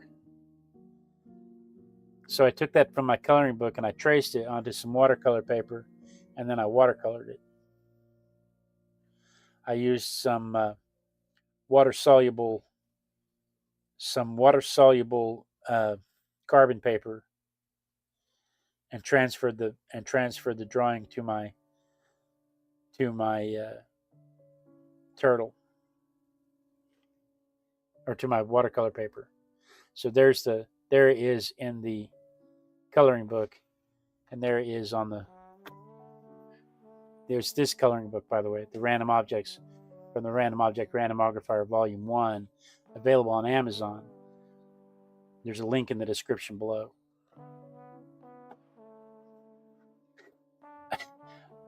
I like this. I like the composition. I like the colors. I like the lost edge. But what didn't happen was you can see the lines from the tracing. Those lines should have been washed away, and I didn't take the time to make sure that those lines were washed away. I pushed too hard when I was tracing them, and so they became a permanent part of the art. It's not bad, but I feel like it detracts from the artistry. It looks more illustrative, and what I was looking for, not artistry, painterly. I was looking for a painterly effect, and from 3 feet away, it's fine. You're not supposed to look at. Oh, Pamela, are you asking about the coloring book? Is that the first one in a series? Do you know I have 400 drawings? I have 466 drawings as of today. I have 466 drawings that can be turned into a coloring book. And you only put about 40 to 50 of them in a coloring book. So yeah, this is just volume 1. I thought that maybe I could put one out every other month. You don't have to buy the coloring books, though. I'm going to take a break here to tell you about this because I want everybody to understand. I want everybody to understand. I give these coloring sheets away for free on my Substack. If you subscribe to my Substack, go to substack.com and look for my name, Jonathan Manning. You find, or I don't know if I'm Jonathan Manning or the Artistic Biker. I'm not real sure. I'll get back with you on that one. But find me on Substack. I give the coloring sheets away for free. I don't charge for the coloring sheets. The coloring sheets are just a fun thing that I like to do, but I sell the collection. So if you want to buy the collection, if you want to buy the whole coloring book, they make great gifts. Christmas is coming up. Order 10 or 20 of them so that you can give them away at Christmas time. But if you join my Substack, they're free there, or you can go to my Ko-fi site, And my copy site, you can buy digital prints of them, and then you can download and print them as many times as you want or need to. So if you have a classroom, if you have a library thing that you're doing, and you need some coloring sheets to keep some kids quiet, hey, go to my coffee page, go to my Substack, download them, print all you want to. Feel free. I give those away for free. That's my gift to the community.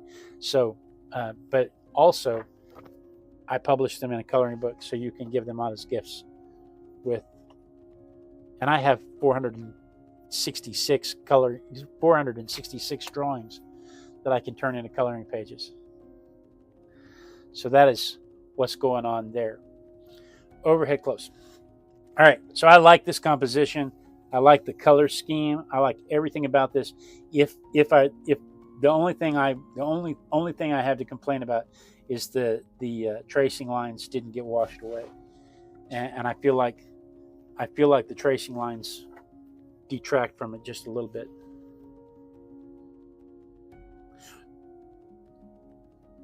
But you can buy the coloring books with the links on the pages that you peeps keep watch along.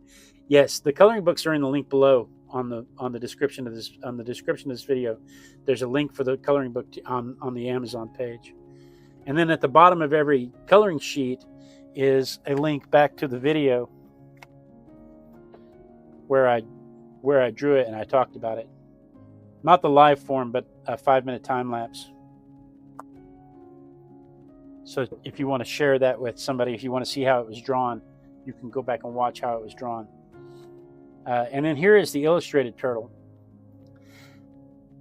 Turned out a little darker. Usually watercolor dries lighter, and I was counting on that, but it turned out a little darker than I wanted it to. There's some stuff going on here with the nose where I lost track of the nose. Ivy got a picture of me pointing to my book and a copy of the book on her desk. That's awesome. That's awesome.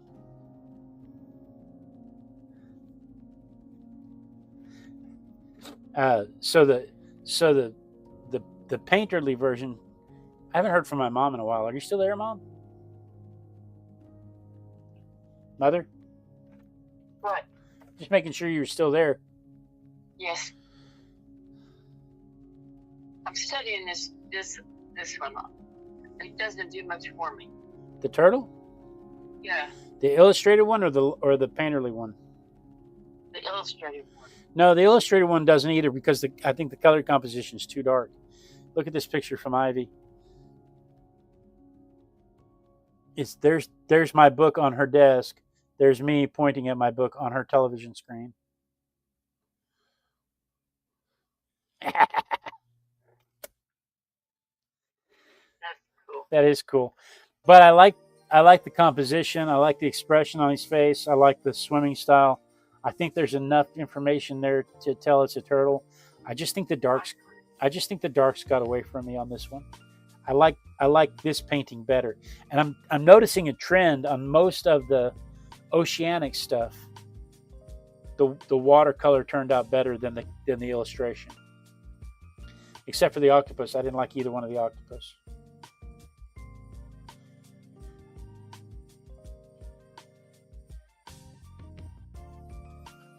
Pamela says she gave my mustache an upgrade on her coloring book. You'll have to send me pictures of it. If you guys color in or on the coloring book, I would love to see pictures of it. And then we have tea bags. This was a tea bag. I'm not sure. Probably Earl Grey, or it might have been peach.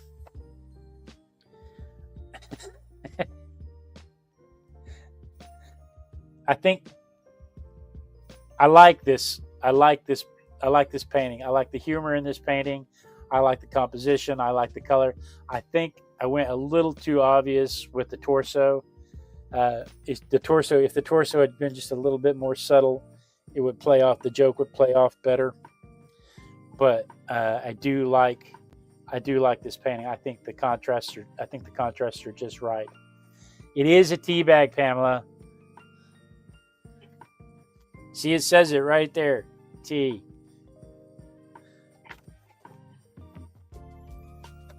But then we actually did a tea bag. And between the two of them, I think this one looks more like tea.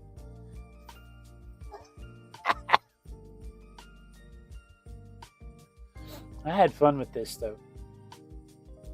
I like the composition of this. I probably should have spent more time making that look like a tea bag. We know it's a tea bag. Our brains are prepared for it to be a tea bag. So our brain interprets it as a tea bag. It's got all the necessary accoutrements to be a tea bag.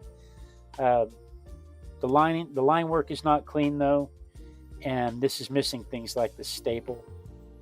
This is missing things like the folds in the paper are not shaded properly.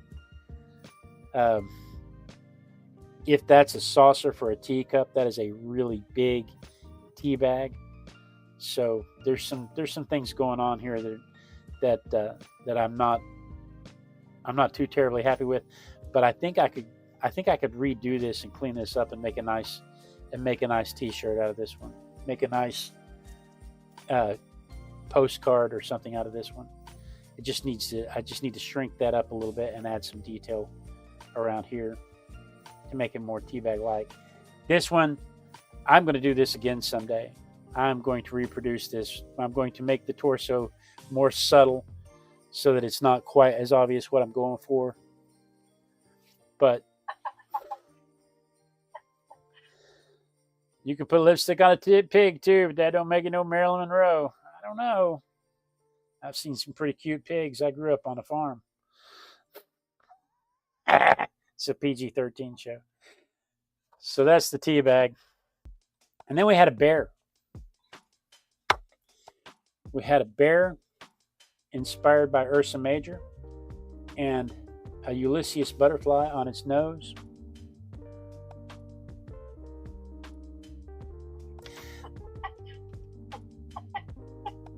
What are you laughing at? Nothing. I like this. I think I love this one. I think this one worked out really well. Look how subtle the trees are in the background. Look at if I did anything different, I would make the black on the Ulysses butterfly not as dramatic. I think it detracts from the bear. I think it overpowers the bear. But I do love this composition, and I like the color scheme. I would make that blue a brighter blue, and make that black not so black. This right here and right here should be the darkest things on the page. Nothing should compete with the bottom wet of that nose and the bottom wet of that eyelid. Nothing should compete with that. And this is competing with that too much. It's too much black over here. So what I'm saying is that I used too much black. I should have used more purple or something instead of black. I should have used something more subtle here so that this black will really stand out. But I think it reflects. But otherwise, I really like this. Everything about that says bear with a butterfly on his nose.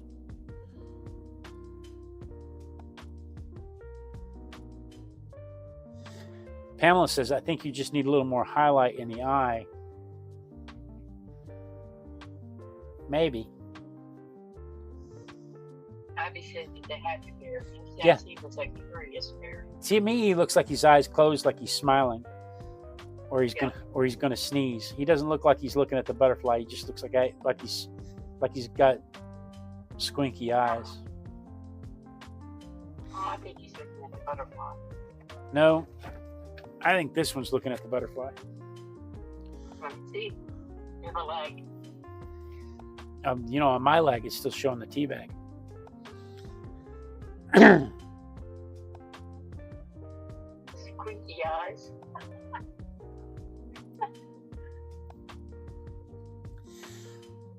Yeah, no. Oh boy, I like them both. Pamela says that would adjust the composition. If I put a highlight in the eye, would adjust the composition. I really like this one. This is what I'm talking about. See how See how this is not, the black is not overpowering on the butterfly? That makes the black on the bottom of his nose, the bottom of his ear, really just the darkest points on the image. You can tell that this is black around the edge, but it doesn't detract from the nostrils and the shading under the eye. And Pamela says this one seems to have the eyes closed. Maybe I should put a white dot on this one. I can do that right now. Well, I think his eyes are half closed because he's looking down He's looking at his nose.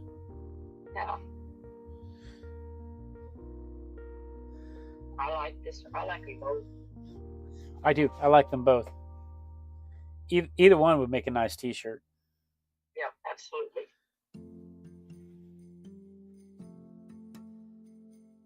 Either one would make a nice poster in your room. And then we went for vintage bottles. Now, I have never painted vintage glass before. This was my first attempt at vintage glass. And painting the bottles through the bottles with the distortion of the bottles was a challenge. Lettering is always a challenge because I never do lettering. I should practice lettering. I never do lettering. Lettering is a challenge. But overall, I think this turned out okay. I don't think the shadows read very well because I was trying to impress that the light was still passing through the bottle. So the glass is casting a shadow by changing the color of the light, and then the actual shadows are where the lettering is on the bottle. But it shouldn't be. It's not. To me, it doesn't read right. It doesn't make me feel like the light is over here coming this way. It doesn't make me feel like this is a shadow. Because the way this is done, it looks like the light's behind it, not to the side of it. This shadow should be of this jar. This shadow should be of this jar. And this shadow is of this jar, but this shadow looks like it comes from this jar. Just the way it's shaped and the way it's done. This is a green shadow. It should have been a blue shadow. There's just I see some minor things here that could have gone a long way to fix this. Some work on the ellipses can go a long ways to fix this.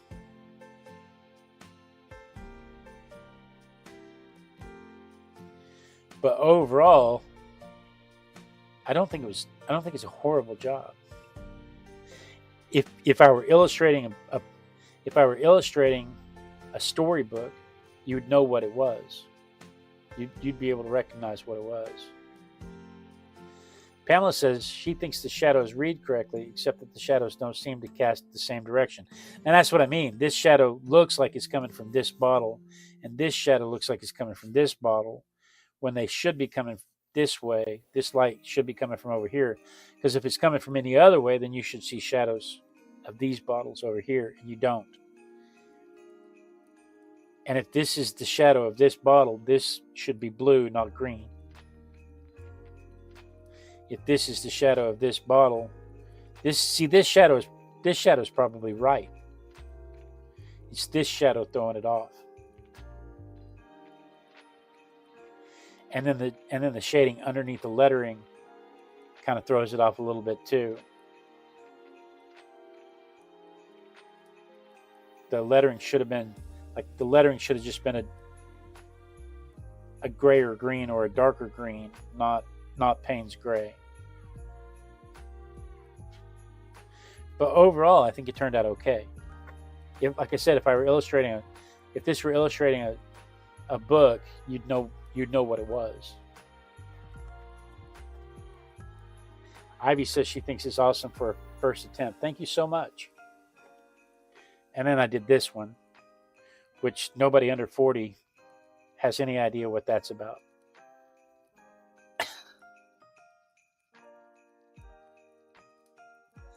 The light side of the bottle should have a sparkle. Exactly. And you can't really see it in my lighting. I tried to do that, but it didn't really play out. I used a wax resist, and it worked a little bit, but it didn't work as well as it should have. So for the next one I'm ready, I've got some Frisket. I didn't have Frisket before, but now I've got some Frisket. So the next time I try to do something like that, I'll have Frisket. I'll make sure that happens. But like I said, nobody under 40 will even catch this reference. Da da da da da da da da da da. Can you hear me over the Christmas music? I can't even hear the Christmas music. You can't hear the Christmas music? Can anybody else hear the Christmas music? I haven't heard it since a break. Oh my goodness. Well, we've been listening to you. Well, but okay, here's the vintage bottle. So we went from the vintage bottles to water drops. I love this. I think everything about this worked out very well. I was very happy with this one, very pleased with this one. The edges are clean. The edges are distinct. The background I don't feel like the background got away from me. You can tell the background's got more leaves in the background. You can see the bokeh effect of the water in the background. You can see the shadows of the water drops. You can see the highlights of the water drops. I think this one. Pamela says, I recognize it, and I'm under 40,000. But I like the way this one turned out. I think that worked out very well. I think this would look good on a poster, on a wall, or on a T-shirt. Looks like you can touch the leaves. It does kind of in places look like you could just reach down and pick it up. I probably should have been more consistent with the shading in the folds of the leaves. Like this leaf is curled over. I probably should have been more consistent in the shading. I probably could have spent some more time with the edges, on the burnt edges, the sunburnt edges, and part of the stick lost its luster right through here. Because remember, the stick is shiny too. The stick has a waxy coating to it too, so it should have had a little more luster in there. But otherwise, I'm really happy with how this turned out. I could have gone to the smaller brush sooner and taken care of some of these edges. Some of these edges have some gaps, and you fix that with the smaller brushes, and I just didn't go to the smaller brushes. But overall, I'm wildly pleased with this one. Ivy says this one really works. Thank you. Now I have to figure out where the illustrated version is. Ivy, you guys are the ones that inspired me to do this one, because was it Hawaiian Billy that was doing spheres?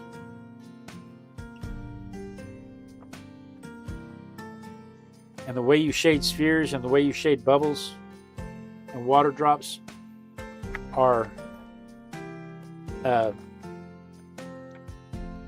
different, and I wanted to talk about that. I was inspired to do that. Pamela says her water drops were not nearly as successful. I think this is what we did. These water drops first. These were my practice water drops, because I had to remember how to do water drops before I could do these water drops. So I didn't really do an illustrated version of water drops. I just did a water drop study. And so I had to do these first so that I could remember what water drops do before I could do these, so that they would read as water drops.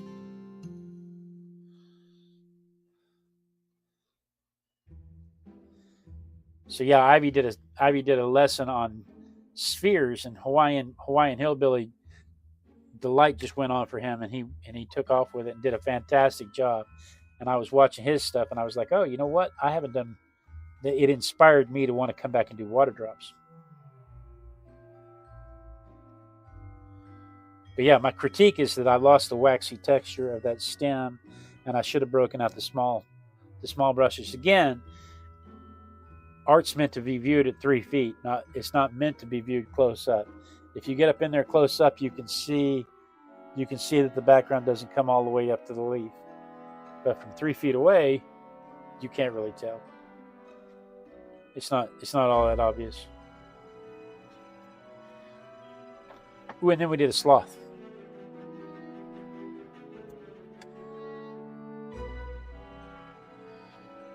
Sloths are members of the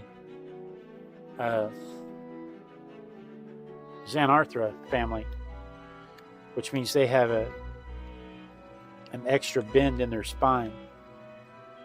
Them, armadillos, and aardvarks or anteaters, whichever one's in South America, I think it's anteaters, are all descendants from the same animal, share a common ancestor. And they're the only 3 representatives of the Xanarthra family.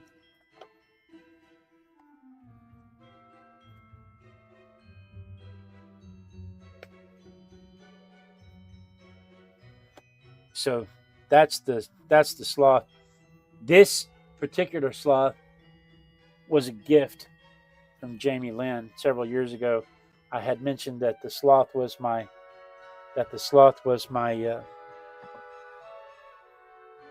spirit animal. Several years ago, I had mentioned that a sloth was my spirit animal, and Jamie Lynn sent this sloth to me as a gift. I actually think she brought it by the house, and she gave it to me so that I could have my spirit animal with me. And so that was the sloth that I used as a reference for the one in my painting. I think the darks got away from me. I like the contrast. I think he's probably a little too orange, and it makes him. It kind of blends in with the wood grain in the background. He probably could have been a little more umber than vermilion, but I like the vermilion, so it's okay. But I do think the darks got away from me. But overall, I'm pleased with it. It wouldn't go on a shirt. It was good practice. But a lot of the details are lost. The fur texture is lost because of how heavy-handed I went with the darks on the shading. But composition-wise, he's not too far off from the model.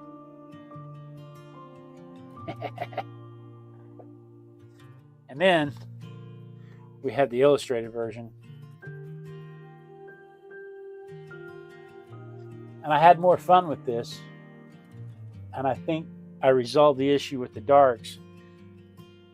But again, I've got that composition issue where I'm looking at him from an angle where if you don't know he's a sloth, there's some things going on there that don't make sense.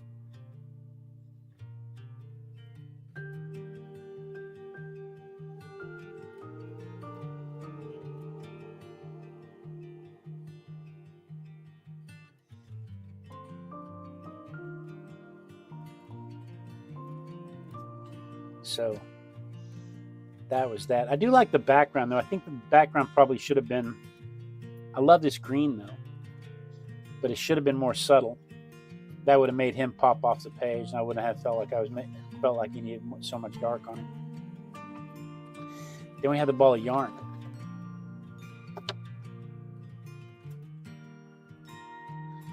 I did want to make sure that the ball of yarn was not round. I think this turned out well. I like the ball of yarn. I think it looks playful.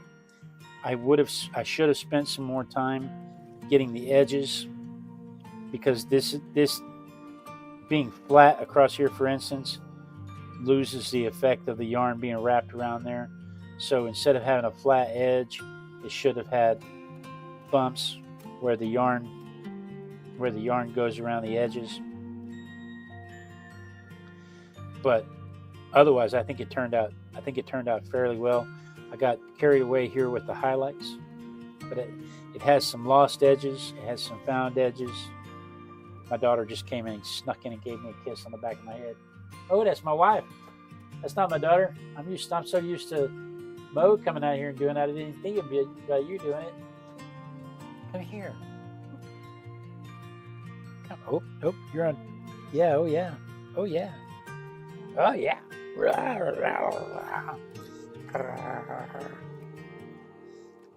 Look what I found.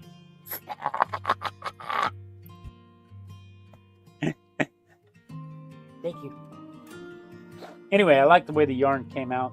It's playful.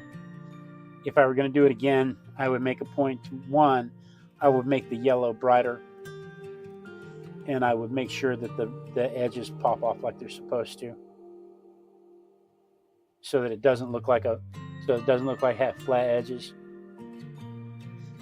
Have I ever done the fuzzy chicken paint techniques?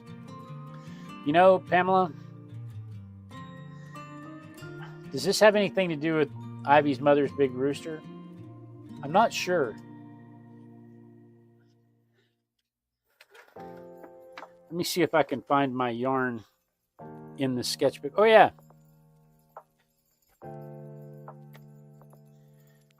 There's the illustrative yarn. And the same thing happened here. I think the edges should have been bumpier, and I think the color should have been lighter. But overall, I like the way this thing turned out. It looks playful. It looks fun.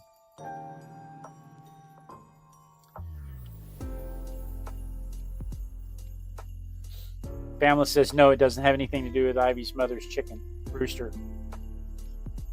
That's probably a good thing.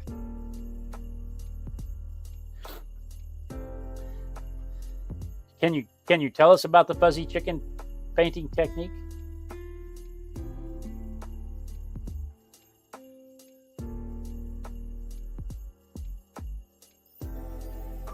I'll just sit here and drink my rum and coffee while I wait. And then I did a lemur. Every morning, it gets down to the 50s in Madagascar at night, and every morning the lemurs all go to the sun and find a branch or a log or a rock or something to sit on, and they all face the sunrise in what's known as the lotus pose. The lotus pose is where your feet are in front of you together and your hands are out in front of you like this, and the sun hits this whole section. It maximizes the sunlight on their bodies, and it warms them up. It's a very zen pose. And so the lemurs do that every morning. And so I have this, I did this one, and kind of like the sloth, I think the darks got away from me in places, but not too terribly bad. This one is not, I don't think this one is as carried away as the sloth. I think this one's okay. I think this one would still work on a t-shirt. Pamela says it has to do with wet over wet to draw out the paint towards the water, which makes or gives a fuzzy texture. Yes, I've done that. I've just never heard it called a fuzzy chicken technique. I do that all the time when I'm doing clouds, or when I want to do transition color. I'll put the base color down, and then I'll put the color I want it to transition to, and then I'll water between them until the water connects to the other color, and then let it bleed back out, and then that way it transitions in the middle, like this edge right here. I have done that. I didn't think about trying it on the yarn.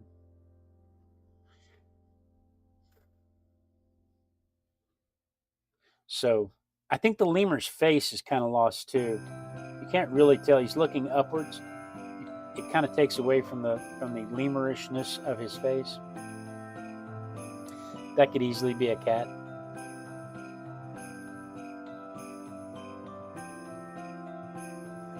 I think the illustration did a better job of preserving the lemurishness.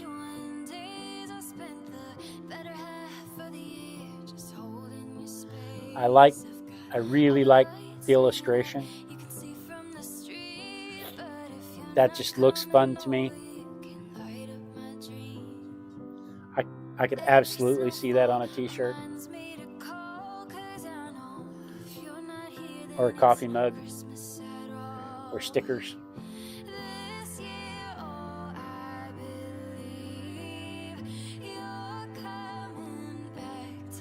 But I think this one turned out way better than this one.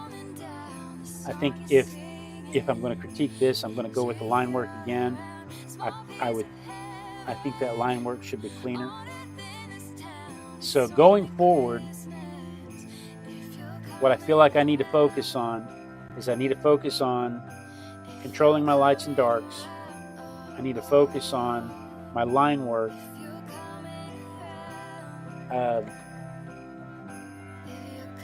My contrasts. My contrasts and my line work are my what I feel like are my weaknesses that I need to pay more attention to. Most of the time, I think I've got the colors down.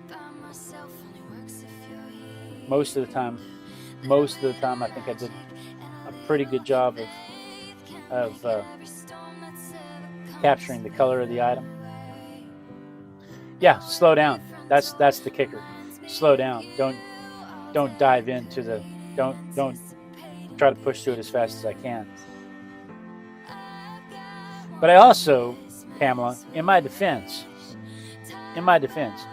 I grew up watching Bob Ross, who did a freaking landscape painting in 20 minutes, because honestly, he had 5 minutes of setup time and 5 minutes of shutdown time. So in 20 minutes, he did that whole landscape.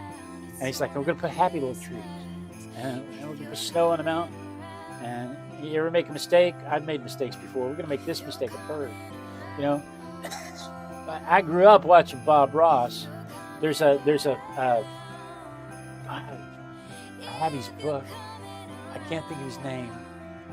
There's a portrait artist who did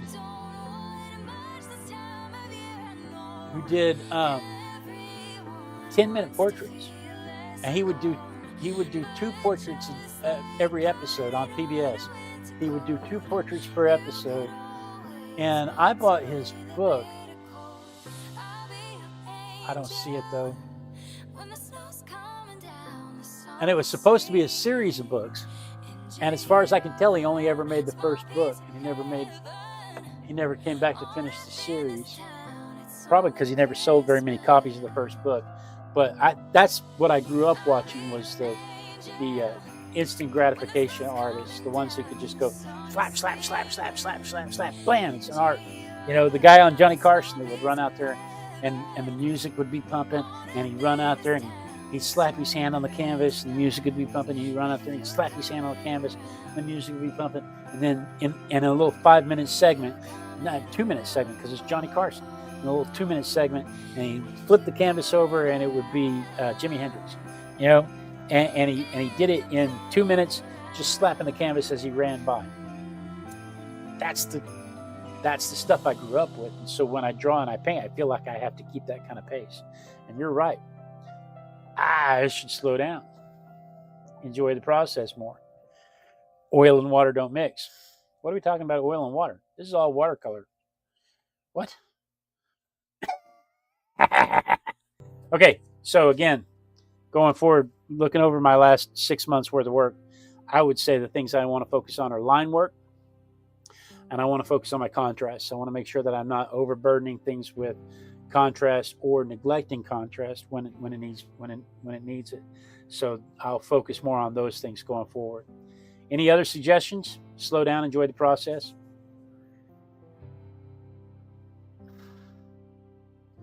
Otherwise, guys, thank you so much for joining me. I do appreciate it. We didn't make any art this week, but I think we made some headway. Rick, Pamela, Claudia, Ivy, thank you so much for joining me. Char, thank you so much for joining me. I really do appreciate it. I appreciate the chat. The feedback is fantastic. And remember, next week, if you want to be part of if you want to have a critique in the middle, we can have a critique in the middle. Just send your images into blade@artisticbiker.com with the subject line of easel. If you want to be a part of what's on your easel, or critique if you want us as a group to critique it. So that said, thank you so much for joining me. I look forward to this every week when I get to art with my besties. Be sure, I got a wild hair up my nose. So my mustache, I have these hairs on my mustache that all the rest of my mustache hairs grow out like they're supposed to. And I have like one or two right through here. They go blink and they go up there. Can't stand it. Be sure and tune in next week. Same artistic biker time, same artistic biker channel. And then we dance. We dance till somebody says they see me dancing. Tomorrow morning, 5:30 in the morning, Texas time, I'm going to do this Isis figurine. We're going to talk about the popularity of Isis as a worshipful deity, and how her statuettes appeared all throughout the world, the known world at the time, all the way up until nearly the Common Era, all the way up until AD, and maybe in some areas a little bit even further beyond. We'll talk about how Cleopatra was thought to be a reincarnation of Isis, or a demigod, Isis in the flesh. We'll talk about all that stuff tomorrow morning at 5:30 a.m. Texas time. If you happen to be up, be sure and give us a join. Hit your notification bell so you don't miss it. But otherwise, be sure and tune in next week. Same artistic biker time, same artistic biker channel. Click the clicky thingies this way. But most important thing here is that less rum. What do you mean less rum? Why would I take the rum? Why is the rum gone?